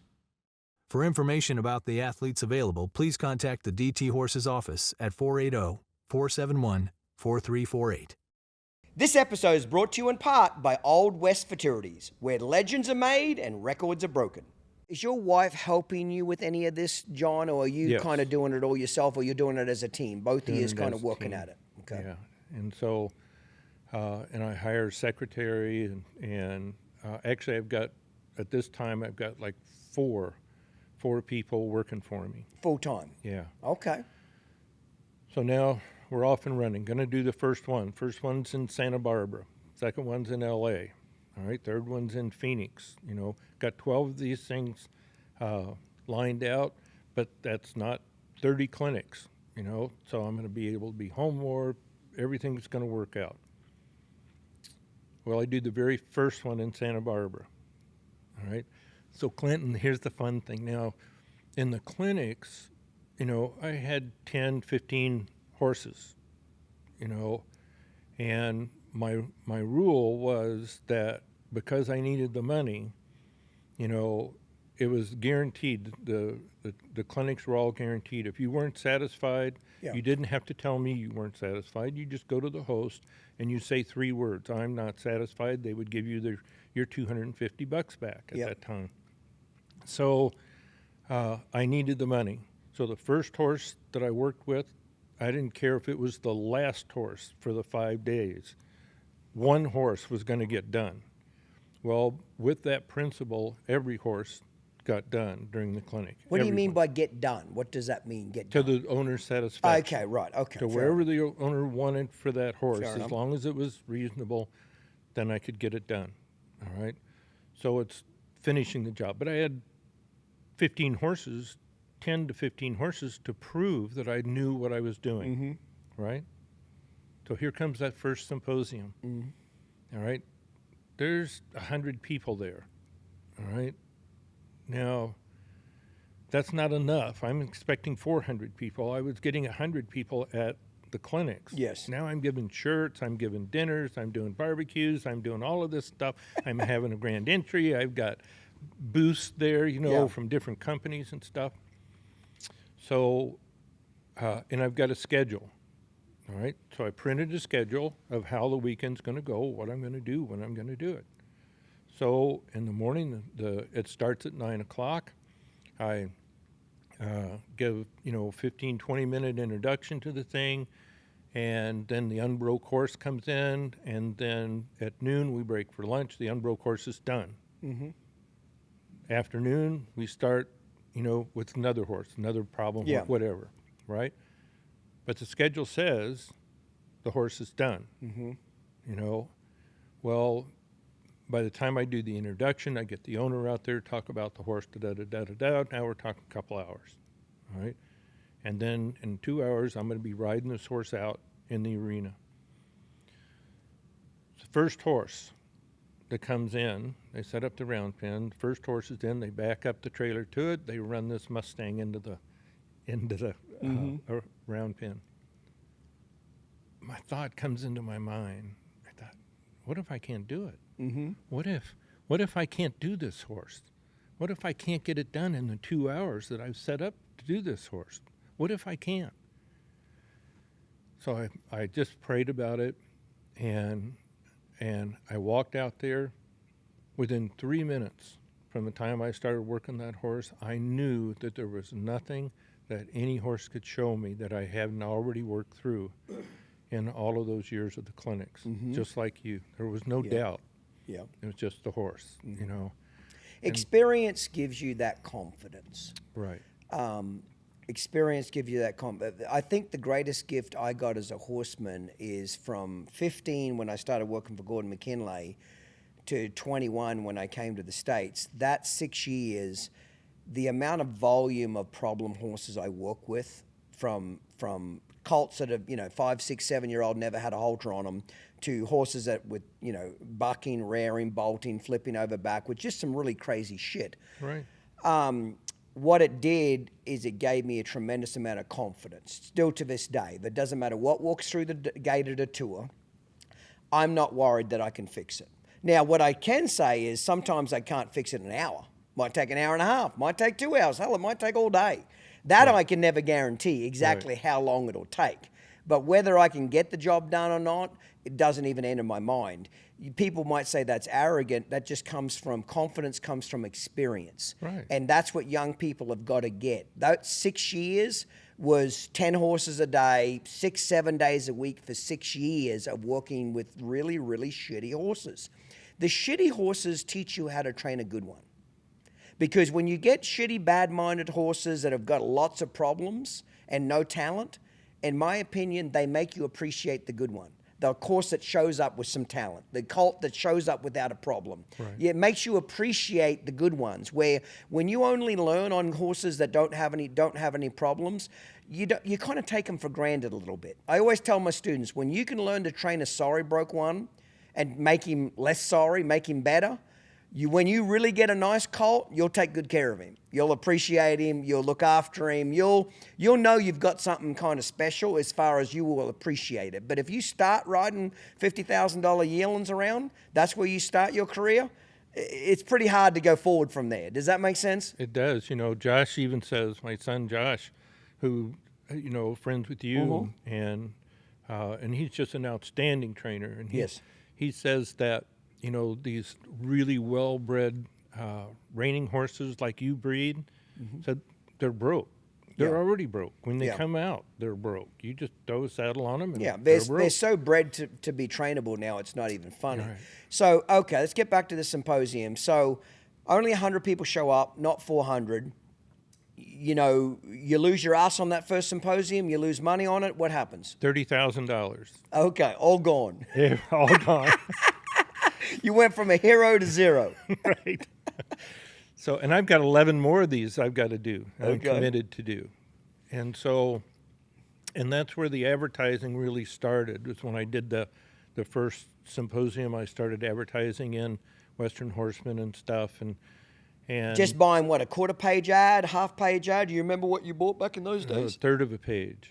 Third of the page, yep. Advertise on that third of the page and in the back. Yeah, because remember, back in those days, John, that was the only place to advertise. Right. There was no RFD TV, there was no internet, magazines were it. That was it. Magazines, were the holy grail. If you wanted to reach horse people, that was the only way you did it, other than a flyer at the local tack store, correct? Yeah, flyers at the tack store. You had local, like Bridle and Bit newspapers, rags, those.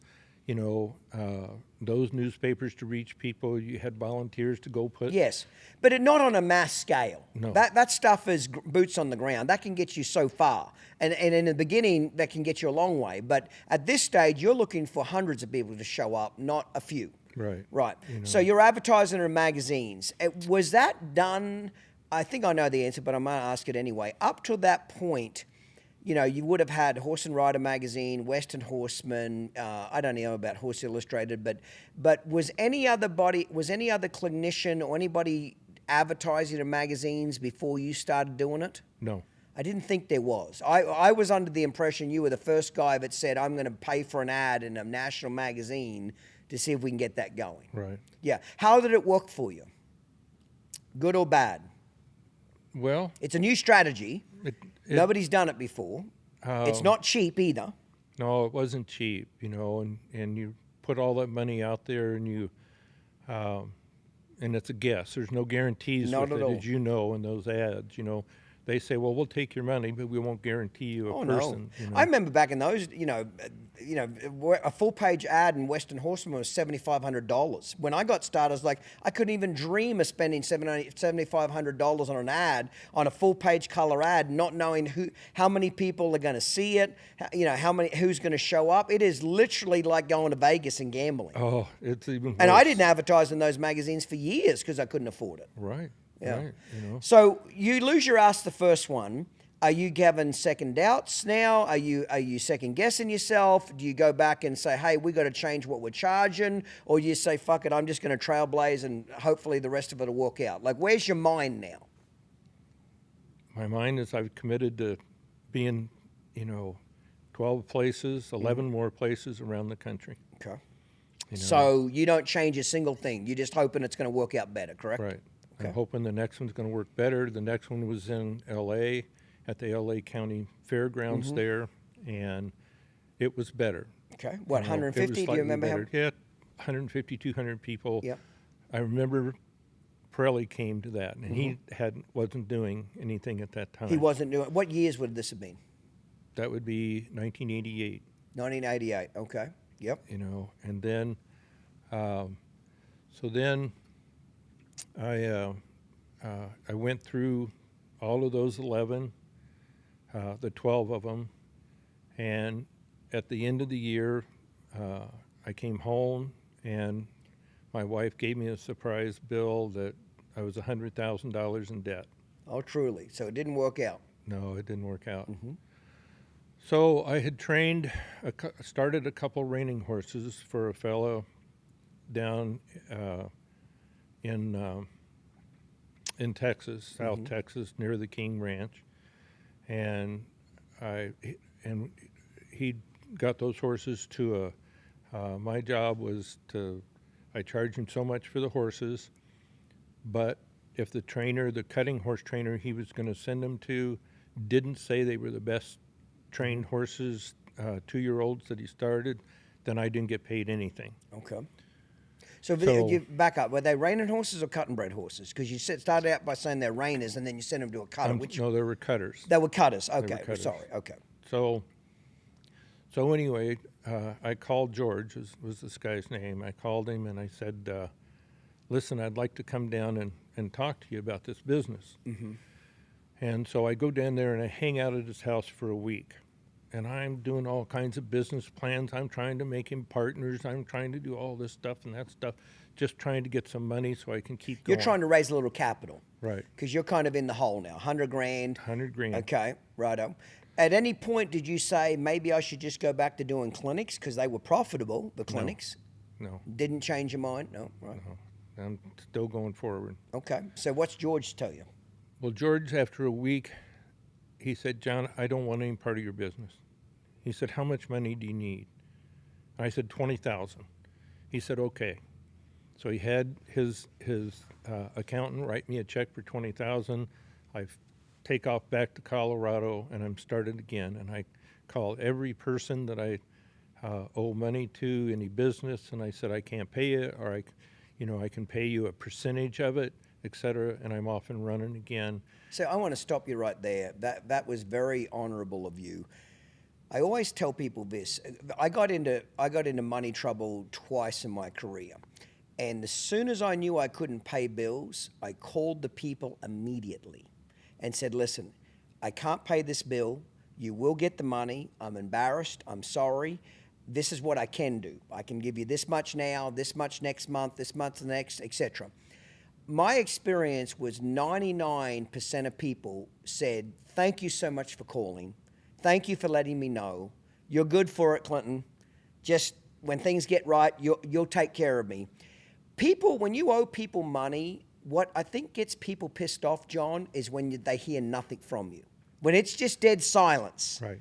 And the bills are going out, but you're not getting any checks in, and they're calling you. Now they're chasing you for money. That's what pisses people off. If you'll be proactive, Yes, it can be embarrassing at times. Does that make sense? Right. When you call them up and humble yourself to say, listen, I'm a little short this month. I know I owe you the money. I do apologize. I'll make this right with you. Tell me what I can do to make sure you're satisfied. In my experience, you know, it only happened in the very early years of my career. 99% of people are very understanding and very easy to work with and want to help you. 100%. It's when you ignore people that you owe money to and you dodge them that they get really fucking pissy. Right. You know what I mean? Myself included. If somebody owes me money, if they just call me and say, listen, I can't pay it, but I'll get to it now, you're good. Just acknowledge the fact you owe me some money. Right. Have the balls to call me up and tell me what's going on. You'll usually 99% of the time get a very good reaction. And did you get that reaction from the people you called or not? 100%. You know, I would send them something. Yes. You know, that was the magazines and everybody. Yes. So something's better than nothing. It right. shows intent, doesn't it? It does. Yeah. So I figured out what the problem was with the 12 symposiums. What was it? You couldn't divide you were trying to take your advertising dollars and put it all into that one event. Okay. And so the next year I did 30. Okay. I did 30 of them, and so I added days in between, you know. So rather than just first thing I did is I added Friday night, and I said, okay, I've got the audience there. $10. I'll do a 2-hour program on Friday night. So then that helped, pay some of the bills bring some income in. Then I did Saturday and Sunday, did and the then regular from during the symposium. week, what did you do during the week to the next one? Well, I started out that year, I just traveled from one place to the next. 500 miles, we do the next symposium. The year following that, what I did is I added the weeknight programs in intermittent cities. So, I could actually earn some money in between the weekends. So now on that ad, that same 1/3 page, you've got a lot more dates on it, correct? Right. Yeah, that's what you're doing. So you just basically got the same cost, but you're trying to get more exposure from it. Right, exactly. We got to change tapes, freshen up a cocktail. I want to come back and specifically talk about the next year, about going to 30. It takes courage to do that, John. You've already done 12 and lost your ass. Now you want to go to 30. That takes some courage, you got to admit. You know what I mean? So I want to talk about that because when you start your own business, there is a lot of leap of faith there. Right. You know what I mean? There is a lot of damn risk there that it may not work out. You know what I mean? And so I want to specifically talk about that as I want to know the conversation with your wife and said, okay, because another $100,000 in debt might have ruined you. You get what I'm trying to say? But you move forward. You know what I mean? So let's take a break now and come back. Great stuff, mate.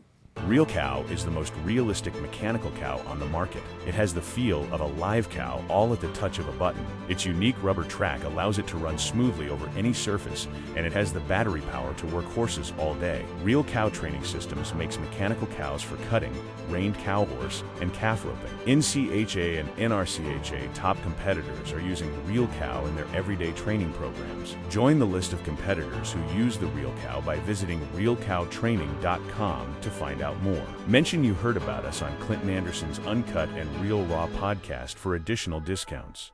Hi everyone, my name is Michael Miola. My wife Michelle and I own and run the fabulous Silver Spurs Equine Breeding Centers located in Purcell, Oklahoma and Scottsdale, Arizona. We specialize in making your equine dreams come true by breeding the finest American quarter horses in the world. Finding that special horse, the one that speaks to your soul, is what Silver Spurs is all about. When you come to our ranch in Purcell, Oklahoma, you will meet that fabulous weanling that once trained, utilizing Clinton Anderson's tried and proven methods, will become an extension of your body, knowing intuitively what you want to do and give you endless hours of adventure and love. Our stallions are the elite. They represent the finest bloodlines in their sport and have won every championship title during their competitive careers. Our breeding program is partially skill, partially science, partially art, definitely a gift from God, but mostly love. So if you share our passion and possess the drive and desire to compete in the show pen or tour the great American landscape with a loyal companion, creating adventures you will treasure for a lifetime, Silver Spurs has the horse you've been dreaming of. This episode is brought to you in part by DT Horses, the elite Western performance breeder for cutting, cow horse, and rope horse futurity prospects. So, John, you lose your ass the first year, 100 grand. When you tell your wife you want to double up, well, more than double up, really, 30 clinics, 30 symposiums the next year, did she think you were crazy? Did she say, hey, I'm with you? Was there any doubters? You know, is there any doubt in your mind at all that it'll work? No. No? Okay. Did she have any doubts? Probably. Probably did.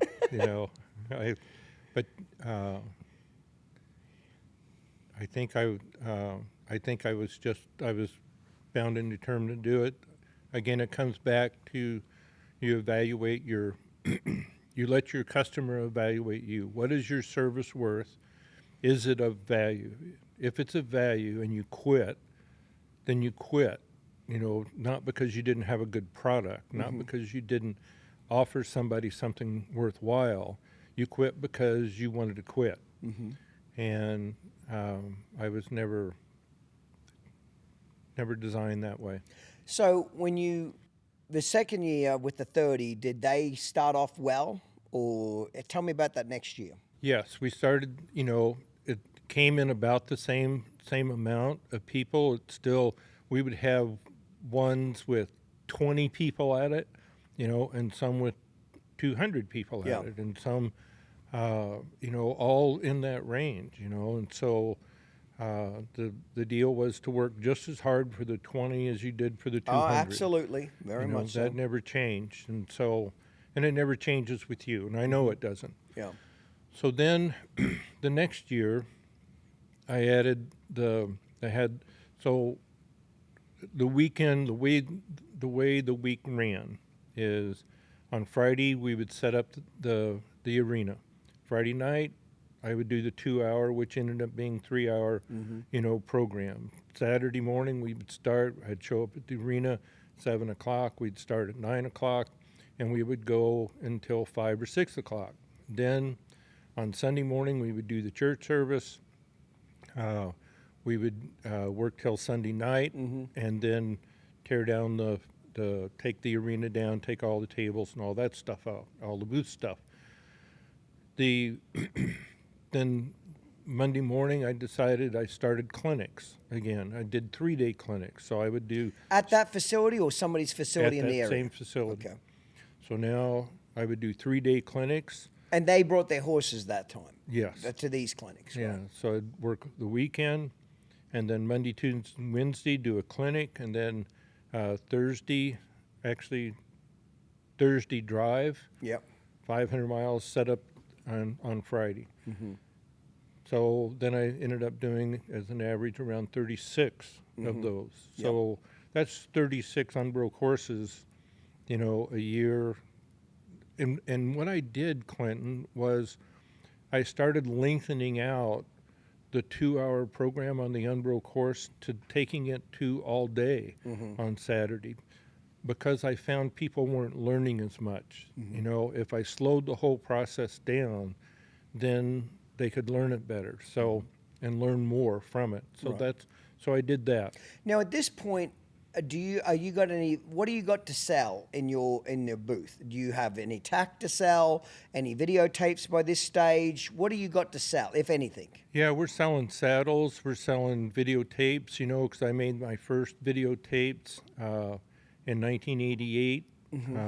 And did you get any inspiration for that at all, John, to make videotapes? Or did you just think, hey, people want more information? Did you see somebody else selling videotapes? Any other industry inspire you to get into that? There was a lady out of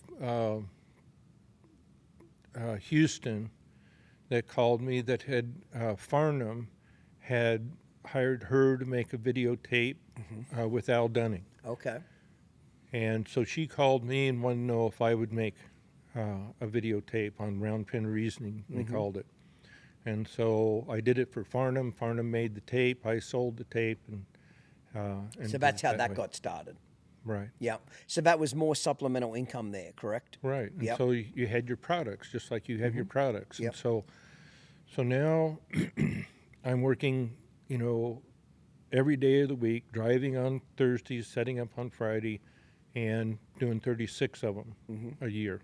Are you going home much in between this, or just living on the road, basically? Pretty much living Is on the everybody road. living in horse trailers, living quarters? No, my kids stayed at home with my wife, Yep. and they stayed in school and were raised normal.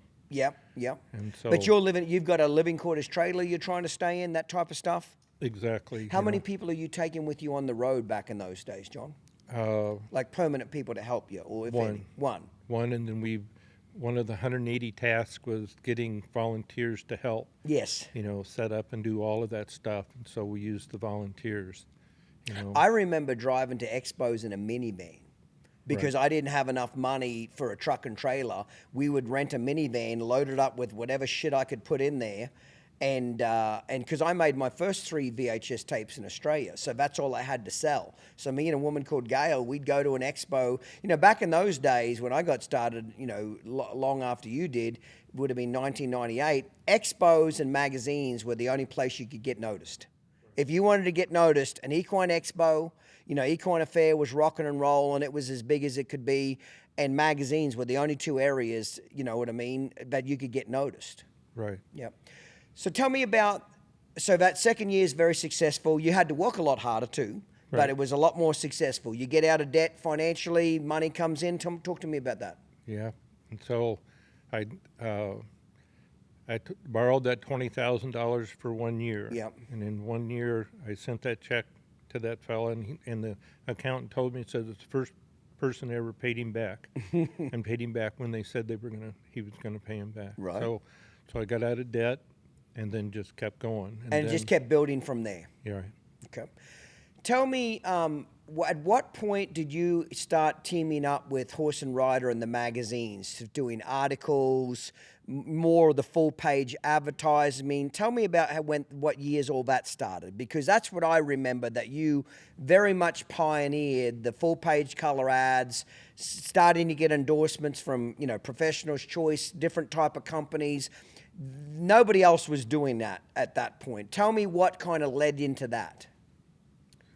Do you remember? During that first year of symposiums, when I went around and I spent a week at the site where I was going to do the symposium, going to different stores and around tax stores and stuff, and trying to sell booths, at the symposiums, and getting them to help pay some of the cost.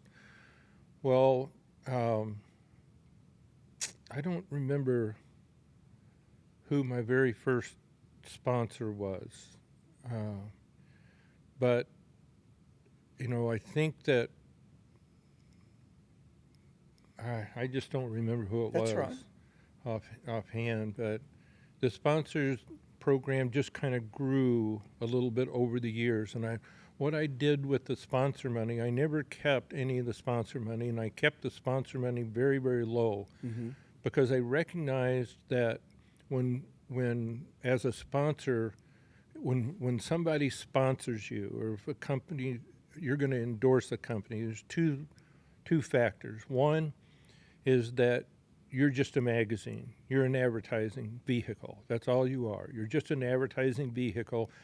They're trying to justify the money that they're giving you. So I kept the dollar amount of a sponsorship very, very low. And then the second thing is that I had to like it. I really had to believe in the product and the company, etc. And then once I established that, then I never sponsored another company with the same in type that category, product, even after that. Yeah. And so I was able to keep my sponsors for most over 20 years, and some of them, when I quit taking the sponsorship because I didn't feel like I could make them their money back, they said, "Well, John, we don't care. We're with you for a lifetime." Right. The sponsorship money, this is how I justified all how I made it work financially. The sponsorship money all went into advertising. Yeah. So I took all of that money, and that just went to advertising. And so the sponsors all saw their names on the ads, you know, et I cetera. remember that. And I would endorse their products and sell their products at the symposiums on the weekends. The clinic money that I did from doing the clinics, which by this time the clinics are $1,000, you know, Per for person. a 3-day clinic. Yep. And so all of that money, you know, for the year went to the advertising budget. So the advertising budget was around $400,000 a year. And then, and that helped cover the cost. All of the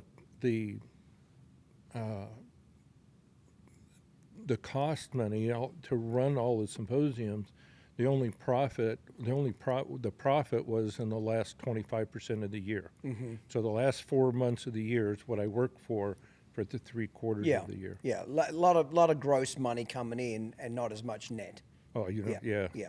Exactly. It's funny how live events have changed over the years, John. You know, when I was in my peak and you were in your peak, I was getting 2,500 people to 3,500 people at my own event. Right. Now I get about 1,000. Okay, for probably the last 10 years, I've got 1,000. And people just don't react to live events like they used to. Like Equine Affair, for example. I went to my last Equine Affair probably 7 or 8 years ago. I hadn't done Equine Affairs or expos for almost 10 years. Once RFD TV came along, that was a game changer, okay? When RFD TV came along, no longer did magazines and expos have you by the balls, because they knew they had you by the balls for many, many years. They could dictate what you did, how much they paid you, when you could show up, what arena. Magazines and expos were everything.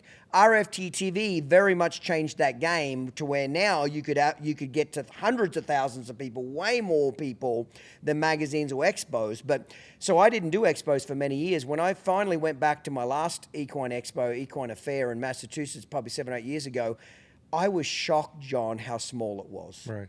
It was sad. Compared to the heyday in your prime of your career and when I was doing expos, they were a big event. Now it was like a dying dinosaur. And I went around to a lot of the vendors and just said, hey, what's going on with this? And they just said, it just slowly gets smaller every year. You know, so live events are changing, even the horse shows. I remember seeing photos in the late 80s at the AQHA World Show where the stands are packed from the bottom all the way to the rafters. But now you could let a gun go off in the finals of the Reinen and there's just not, because everything's through live feed now. They can watch it on their iPhone. They can watch it in their own home. So public events are very much, at least in the horse world, obviously there's concerts and big public events, but in the horse world, live events are nowhere near what they used to be. It's not easy making change. It's not easy raising champions. It's not easy breeding excellence. But the equine industry demands nothing less than the finest. That's when true greatness is born. At Valley Equine, we nurture that greatness every day. We cultivate the next generation of champions, the future icons of the arena. There's a lot of dedication involved, and we've been committed for more than a decade. Through trials and triumphs, we've been there, steadfast in our mission. Today, we are the leader in equine breeding, with specialized expertise in producing tomorrow's champions. We drive the evolution of equine excellence through innovation, empowering breeders to shape the future of the industry. We firmly believe that the world of equine breeding is constantly changing, and that we can too. Advance with us. We are Valley Equine, many years in the making and committed to excellence. Visit valleyequinerepro.com to learn more. If you're into rope horses and you want to see where the best of the best really show up, Old West Futurities is where it's at. Big-time horses, serious competition, and some of the biggest payouts you'll find anywhere. Old West Futurities is where reputations are made. So whether you're looking to compete, shop for your next standout horse, or just sit back and watch top-tier talent, don't miss it. Head over to oldwest.com to check it out. This episode is brought to you in part by Real Cow, bringing the most realistic mechanical cow experience to your training program. So at that point, when do you start doing articles for Horse and Rider? When do you start actually doing a lot more articles for magazines? Well, the first article that I did that I got in Western Horseman, I thought, well, now I've made it. That was in 1988 or 9. Now I'm... Would have been right when I would have come over, 1998.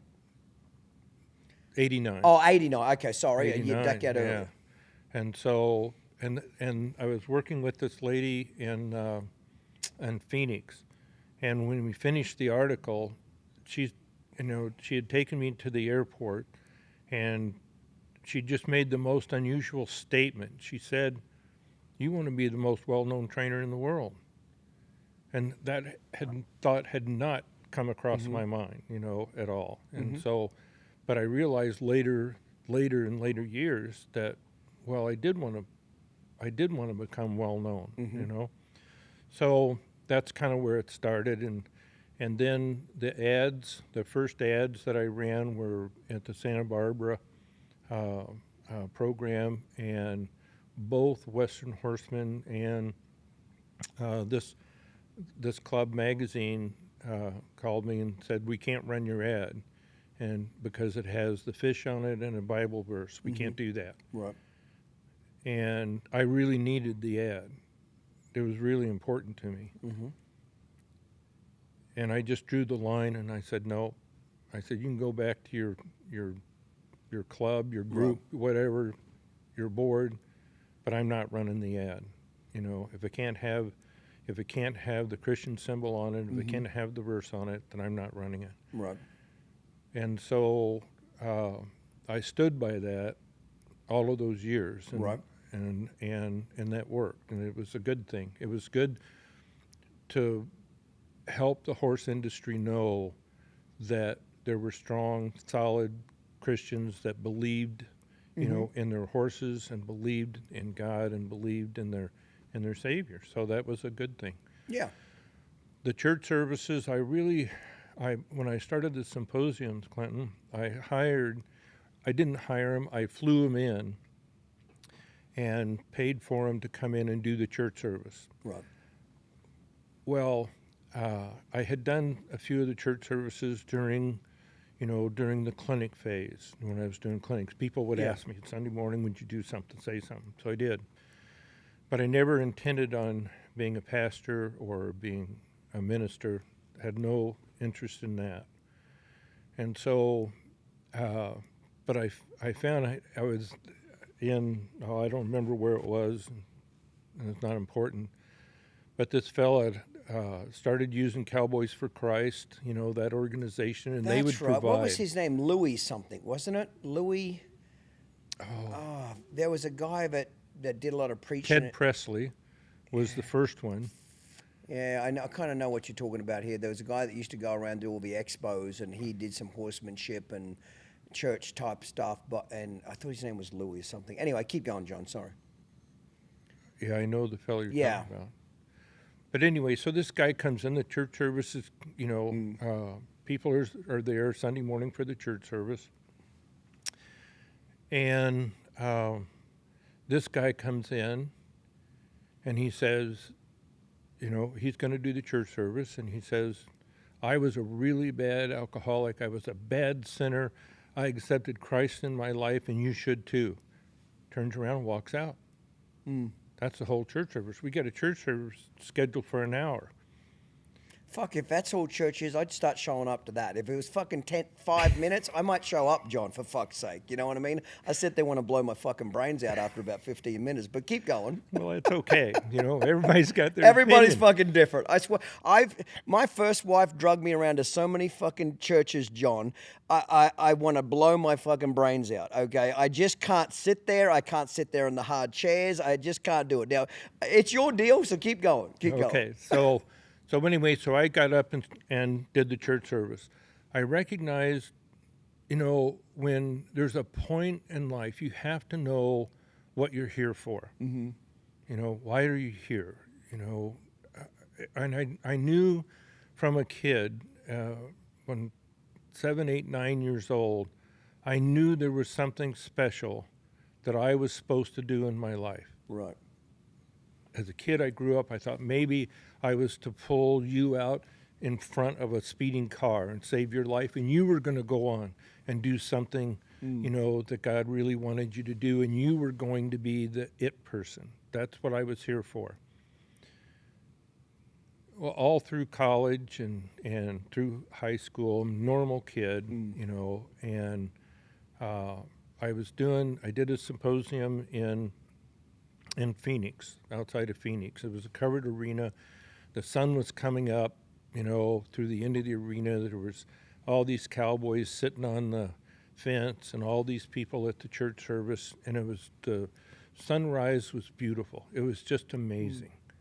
And this lady was doing the church service, and I realized it was just like God spoke to me, and he said, this is why you were put here on earth, is to provide this hour, you know, for these people, for the horse industry. Right, well, good for you.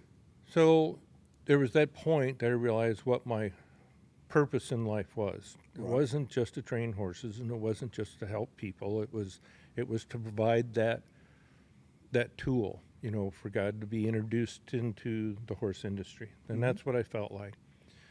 So we go on, and I end up, because of my lifestyle, because I was gone so much, because of how I was, so many different reasons, you know, I end up in a divorce.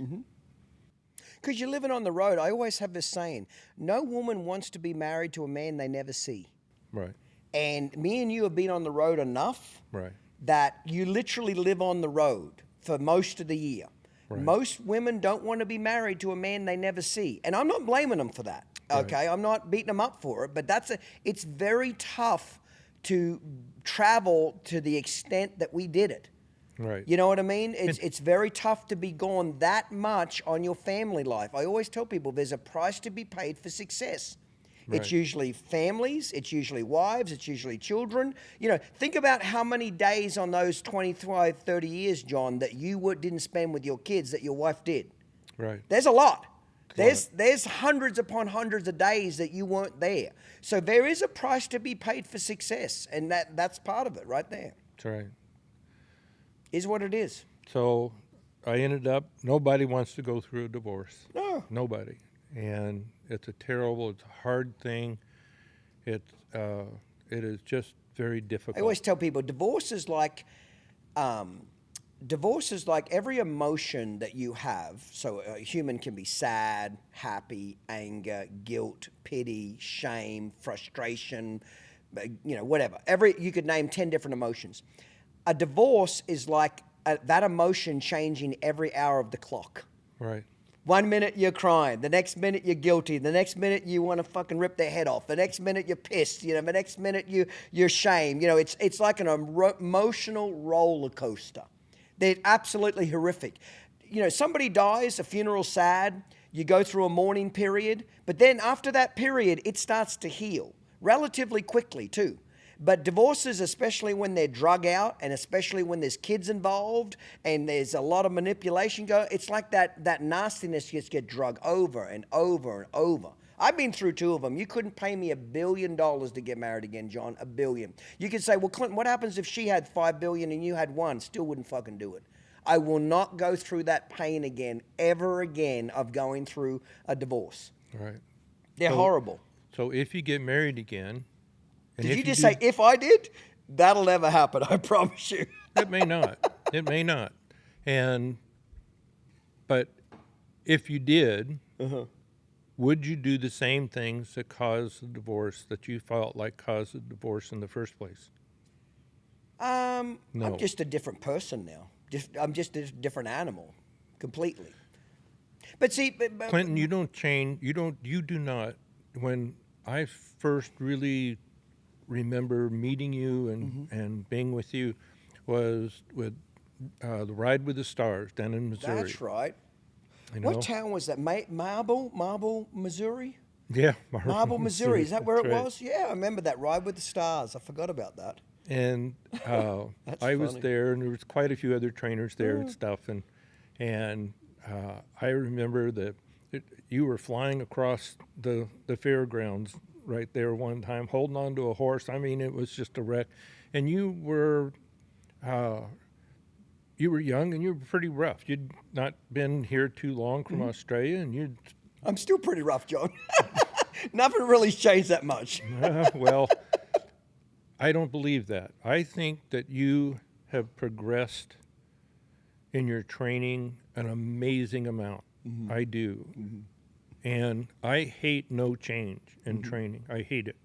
I hate doing the same thing or seeing the same thing done over and over again, and with a trainer not learning something. You know, you've had great trainers sit in this chair, world champion trainers, and all of them are just as eager to learn the next thing. Oh, very much so. Everybody does, You know? yes. And so you have changed. You have changed your style of training.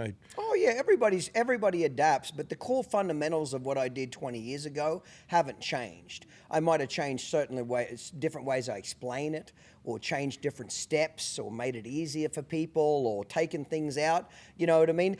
What I teach now is the 4th generation. Right. I've changed it 4 different times over 25 years, but the fundamental concepts are still all the same, but you just change different steps to try to make it easier for people to learn and that type of stuff. So yeah, everybody, in that regards, yes, everybody keeps changing, and you want to keep changing, you know what I mean? Right, because you'd feel stupid if you didn't. Well, I just like learning. Right. The horsemanship, I love learning. Exactly. Yeah, I love 100%. learning. You love learning. But you learn from your past, and you change what you did. So if you got remarried, you would change what you did. Do you know what would cause it? You know what would cause the divorce. So either that, or we don't learn from our past. So hopefully, you know, after going through all of that and that divorce, hopefully I learned something from it. And so I learned the values I wanted in my wife, the person that I would want to marry again. Yeah. And so, but that still was not enough. I still had to change after that. I had to change me. Otherwise, you know, I'm just repeating the same thing over and over again. I got lucky enough the second time, you know, to find the perfect mate for me. Just the perfect mate. That's awesome. And so we've been together 25 years, and it's still great. You know, it's great, but you can't do the same things. You can't be gone 35 weeks a year. You can't be the same person. And with horse training, we were talking about that trainer earlier. You see, nothing has changed from that trainer. They're still doing the same thing that they were doing in 1980. Yeah, everything kind of evolves, you know. It should evolve. I watched the other night, Doug Milholland run. Doug Milholland won the reining in about the futurities in about 1990, 89, somewhere in there. But, and watching his horse, it was just amazing. One reining, one futurity, he didn't win. And I watched that, I thought, oh my gosh, he got robbed.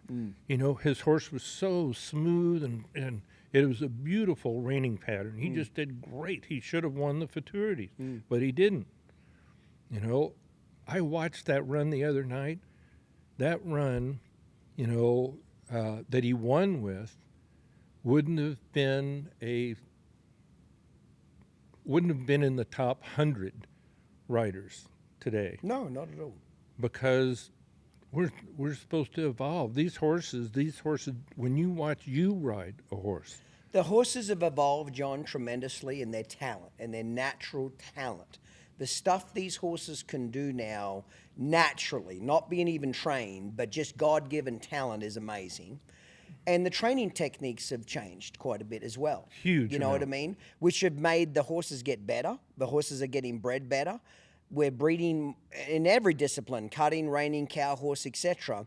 it's everything's got better because the horses have got better, the training techniques have got better, the whole industry's got better. So you either evolve with it or you don't. Right. The trainers that could evolve kept being competitive. The trainers that couldn't evolve got left behind. Right. That's as simple as it did.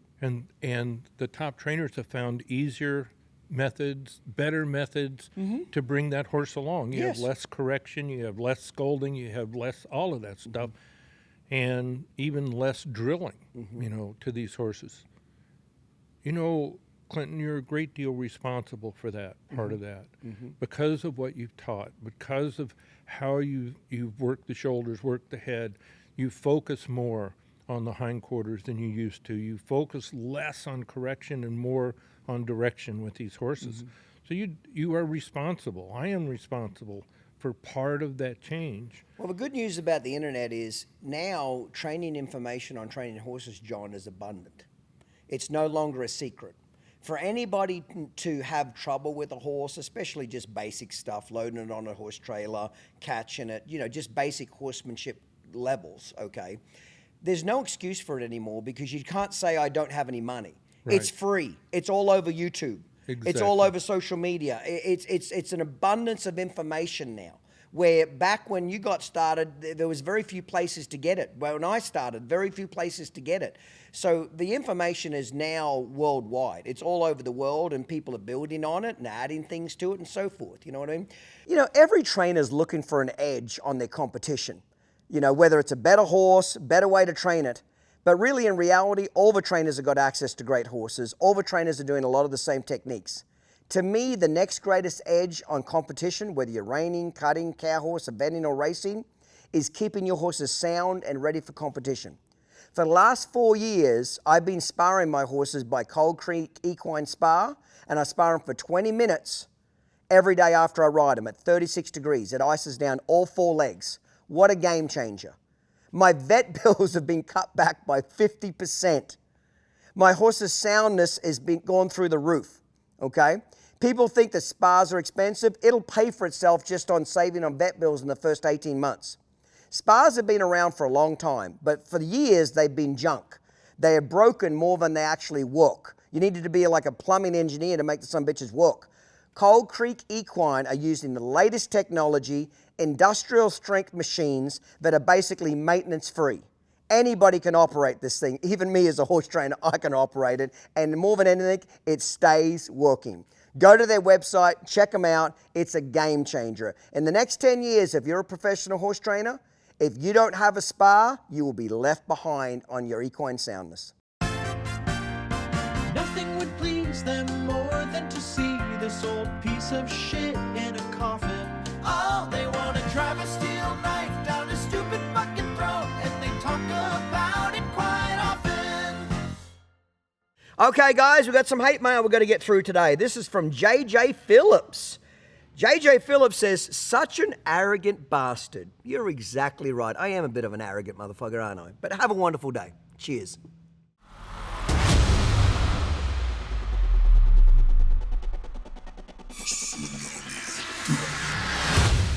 Breaking Bad is a 2020 stallion by Stevie Ray Vaughan, out of the all-time leading broodmare Sweet Abra. He is dual-registered AQHA and APHA, and is 6-panel NN. At just 6 years old, he's already earned over $230,000 and is still showing. He is nominated to the major NCHA and NRCHA stallion programs, and is part of the new Legacy Bonus, which has an estimated payout of $1 million. To be paid at the NCHA Futurity. For more information or to request your breeding contract, contact Beau Gallion Stallion Services or Fultz Ranch at 806-672-6039. Let's move forward a little bit on your career. At what point did you say, I wanted to start the, what do you call your certified clinician? I call them the academy, my academy class. What's yours called again? Certified student, the certification program. Yes. At what point did you say I wanted to start that? And what made you do that at that point? Well, because during the summer, well, first, people wanted more. Okay. You know, they could come to the clinics, they could apprentice and travel with me for 2 weeks, they could do those kind of things. but they always wanted more. They wanted more. So then I designed the certification program, which had started out an 18-week program over a year and a half period of time, and I found that that was too long and didn't work very well. So over the years, I figured out how to hone that down and make it better. And so, but that's how that started. And so during the summers, not a great time, you know, to draw in large audiences, you know, hot. Yeah. They'd rather be out riding, you know, where the winter time they're more likely to come to an event, indoor event.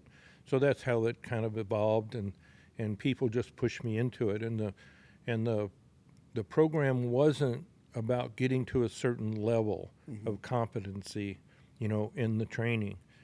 It was about improvement. It was just about improvement.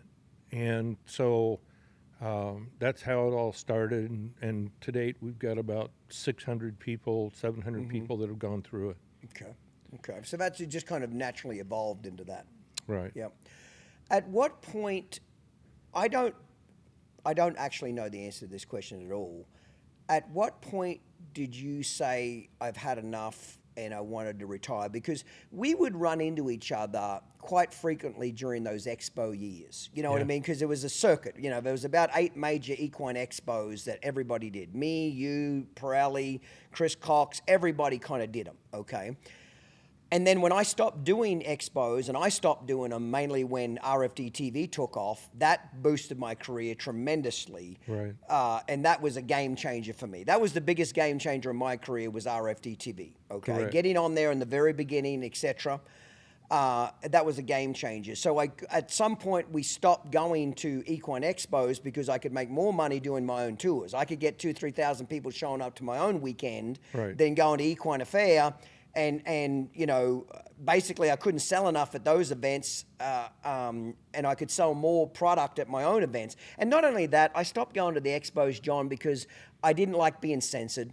I hate it. I didn't like being censored. I didn't like being told what I can do, what I can't do. Some lady brings in a fucking horse with a big pig that's running over it. I whack it with the end of a lead rope. She goes off crying to the office. Clinton whacked a horse. I didn't want to deal with that bullshit. I could do my own events for 2 days. I've got these people captive. I can do things the way I want to get it done and explain it, okay? So the Equine Expos kind of disappeared. But so we kind of lost track of each other once that's kind of started going on. I didn't cross your paths very much. At what point did you say you wanted to retire or slow down? Because I know Josh took over a lot of the certification program over the years, where he taught it and did a very good job. And Josh is an extremely talented horseman, always got along with him. He's a good public speaker. I liked him a lot. Good public speaker, etc. And damn good horseman. At what point did you say you wanted to back off doing your career? At what point did you say enough's enough? Was it money? Was it exhaustion? Was it just you wanted to go do something different with your life? At what point and what year was that, John? That was the year 2000 when I got married. Okay, for the second time, the new wife, and that's when you said you didn't want to be on the road. I don't want to be the same. Right. I don't want to make the same mistakes. I don't want to do the same thing because I don't want to feel stupid. Yep. Right. So at that point, did you say, hey, I've got all my money put together. What am I going to do for a living? I don't need to do a living. What did you say you wanted to do with your time then? Well, you know, I just slowly, you know, stepped out of the business. I didn't cut it off in one day. I didn't do that. I just slowly did less and less, and Jody traveled with me, and whenever she could, and then when the kids had high school or grade school football games, high school football games, that took precedent over everything else. Yep. So what did you fill all your time with? Because you were so busy on the road. Did you train more horses at home? What kept you busy? No, I have no idea what kept me busy. But I've never woke up in the morning without a list of things to do, So it's 2025 now. So you've kind of got out of it for 25 years now. Very slowly, just kind of moved out of it. Yeah. Yet it's funny, Clinton. I mean, it's great. I have still so many people that I decided last year before last, I would do a few clinics. Mm-hmm. Well, I had 17 clinics booked Mm-hmm. before, a month went by. Mm-hmm. And it was just one right after another, and we didn't really advertise them, and my wife wanted to go back to Minnesota for her high school reunion. Mm-hmm. I said, great. You know what? While I'm there, I'll do a clinic up where I did a clinic 25 years ago. Did you notice you enjoyed the clinics after a break for a while? Did you enjoy them more, or did it change you in any way, like more enjoyable, less enjoyable, etc., when you had a break for so many years? More enjoyable Yeah. because I only took 10 riders. Mhm. Actually, I started with 7 riders and did it for 4 days, or 3 days, I think, 3 or 4 days, and just a small group. So I Yeah. enjoyed it more. Mhm.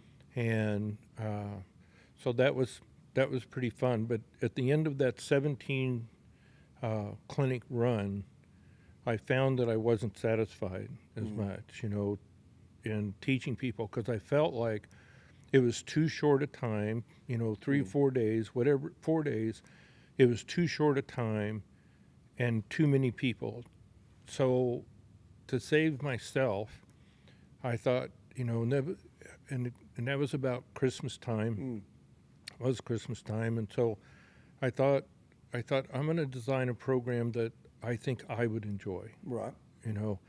So I led myself into this 2-week program. Mhm. The most I'll take is 3 people. I really like 1, works just fine, and it has been the most successful program that I've done. Well, good for you. Good for you. I envy you, John, and I mean this in a very honest and sincere way. I envy that you still enjoy teaching. I fucking hate it. I want to blow my brains out. If I never do another clinic for the rest of my life, I'll never look back. My idea of a great day looks like being in the arena alone, riding 10 of my great horses, and not having a conversation with anybody. I could do that. Like my buddy will say, don't you get bored in there? No, I'm having the greatest time of my life because I'm communicating with a great animal. I'm training it. I'm helping it. It's helping me.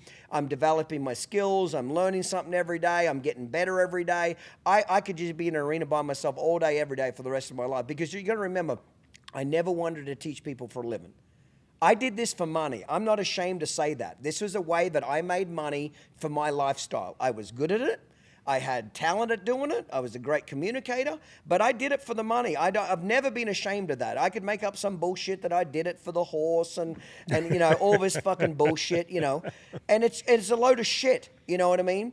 But I did it because it was a way that I could feed myself and get retired. Now I'm a horse trainer, which is what I wanted to be in the beginning. But I knew there was no money in being a horse trainer. That's why I went a different area in life. So I envy you that you can still enjoy teaching, you know what I mean, and enjoy it after all these years. And maybe the break helped you a lot, to be able to freshen back up a little bit. Yeah, and again, the break, I kind of still did clinics off and on, still did expos off and on, during that 25-year period. Yeah.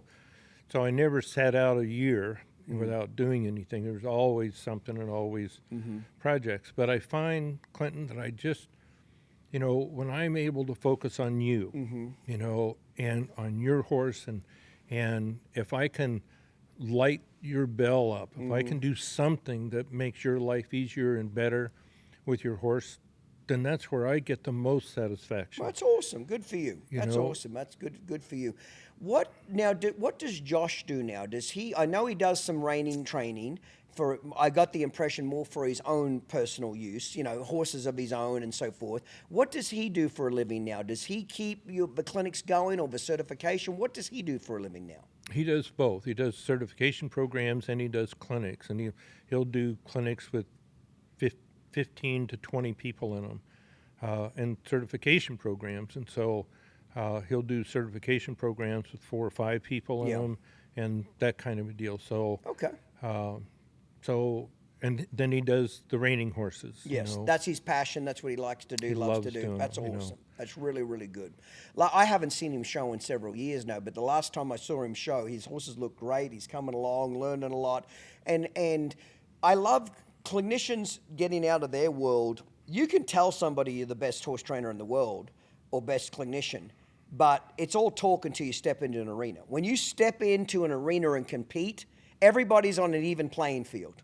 As far as everybody's got to do the same maneuvers, everybody's got the same dirt to ride on, everybody's got the same lights, camera, action. It's very humbling, you know, to get your ass handed to you. It's very humbling to go out there and walk out the gate saying, hey, I got to get better, I got to learn more, I got to get uncomfortable, etc. I've enjoyed the process tremendously, you know what I mean? Most clinicians are very frightened to get back in there because it can be very humbling to walk out there with a bad score. Right. You know what I mean? People have said that to me before. I said, well, doesn't it bother you if you walk out with a bad score? Are you worried about what people think? I don't do this for other people. I do this because I like it. Right. I do it for my horsemanship. I do it for me. I couldn't give a rat's ass. If I cared what people thought of me, John, I would have quit many, many years ago if you actually cared what people thought about you. I care about what my parents think of me and 2 or 3 other people that are in my inner circle. Beyond that, I don't care what anybody thinks of me. If they like me, awesome. If they don't, that's all right too. You know what I mean? But showing is a very humbling experience to go do that. You know what I mean? To say, I'm going to walk in there and show what I can do with a horse. It might work out good, it might work out bad. But Right. one good thing about competitors, even when you have a bad run, every other horse competitor's had a bad run. Every other horse trainer's had a bad day. 100%. They're all they don't sit there at the back gate. You will get judged less by other competitors in a million years than what you will by people just in the stands. Right. Because the people that are competing, they don't wish you have a bad run because they might be the next one that has a bad run. You know, they might be the next guy that walks out with a 2-0 shit. Does that make sense? So Exactly. There's a pretty good camaraderie of most industries with the trainers as a general rule, supporting each other because they all make a living doing it. You know what I mean? It's a hard living. It's you a know? very hard living to do.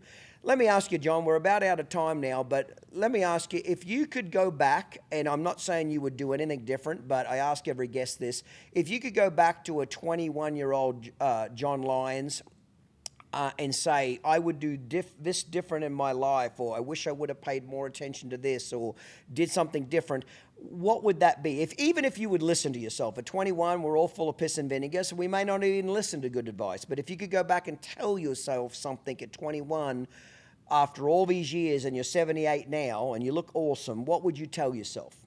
Is there anything you can think of? Keep going. Keep going?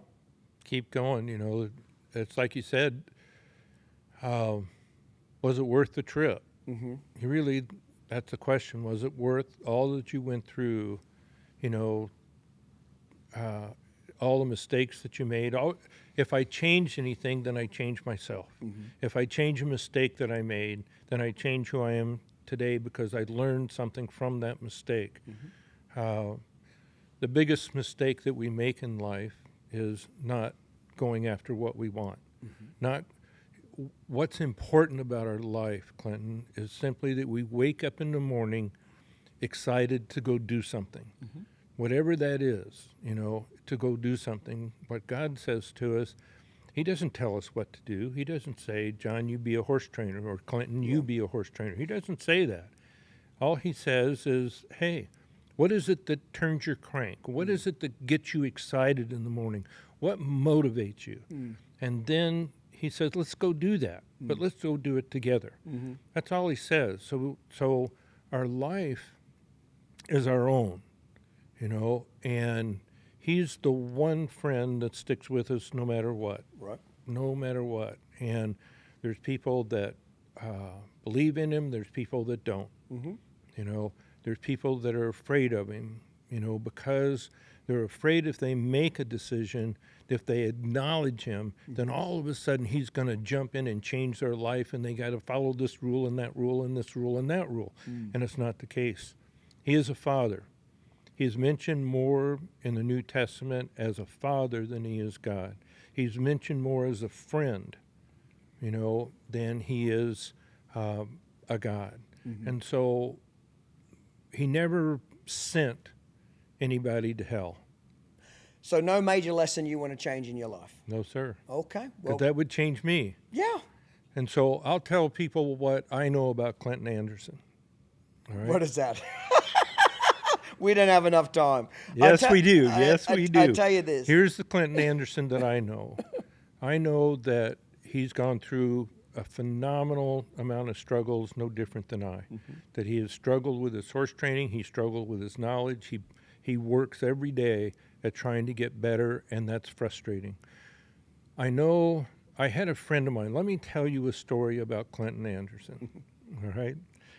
I had a friend of mine call me recently, and he said, I don't know Clinton Anderson, but John, do you? And I said, yeah, I do. And he said, are you friends? I said, well, we're friends, yes. He says, I have a friend a lady friend that is dying of cancer. And he said, would you do me a favor? She's a Clinton Anderson fan. Would you call Clinton and ask him if he would call this lady? She's going to die within a week or so.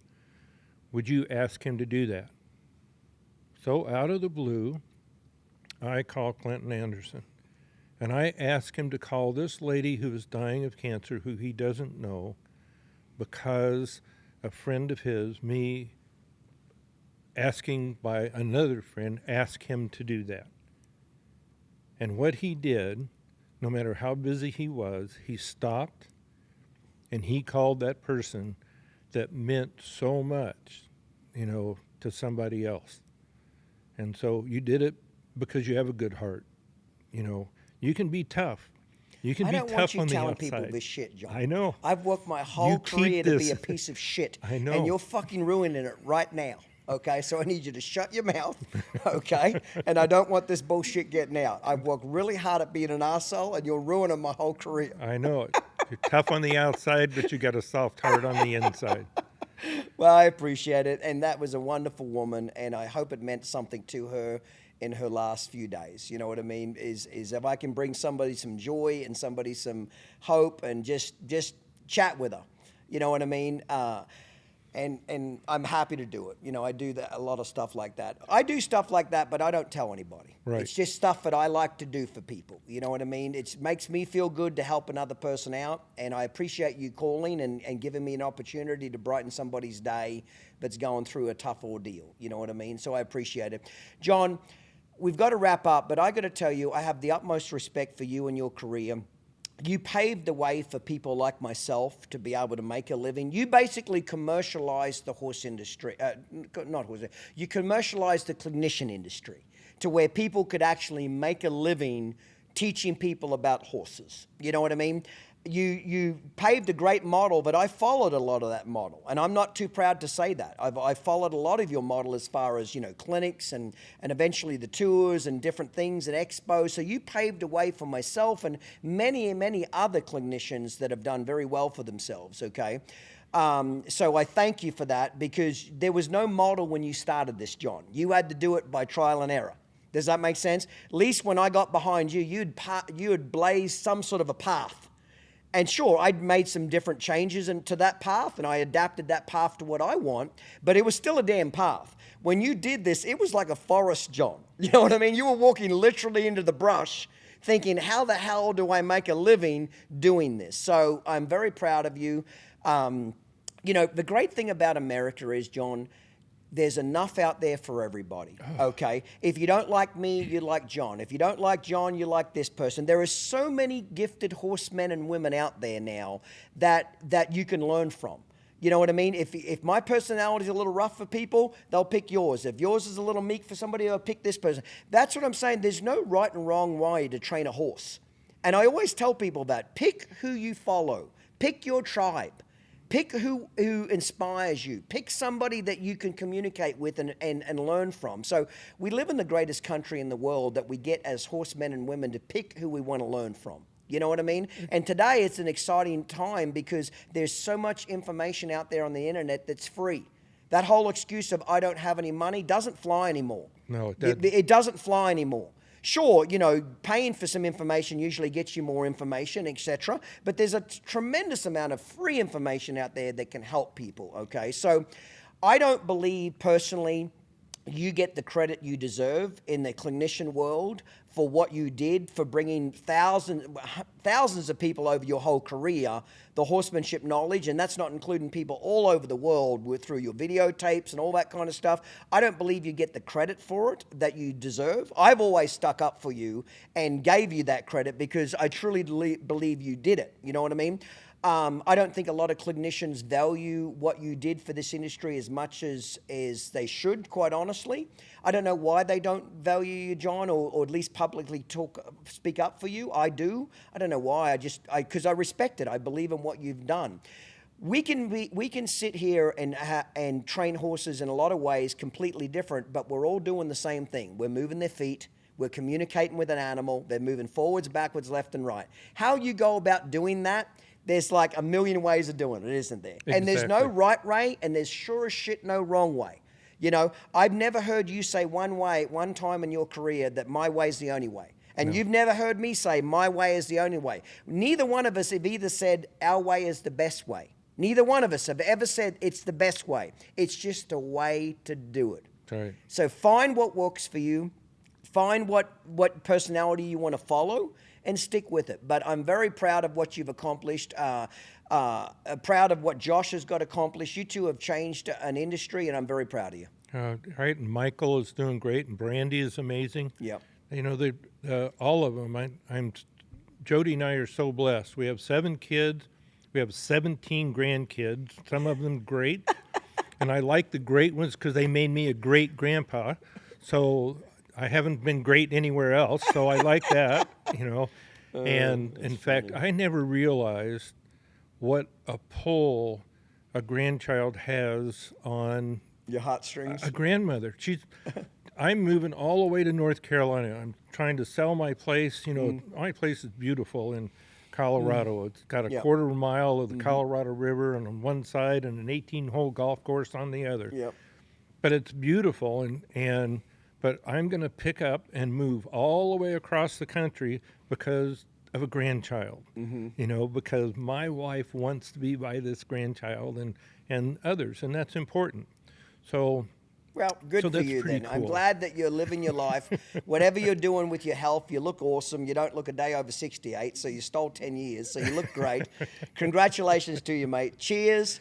And cheers thank you. If you would have told me 25 years ago we'd be sitting here, I would say never. But we are, and I really respect you a lot. Oh, I respect you, Clinton, much more than you think. Well, thank you very much, mate. I do. Cheers. I do. Cheers.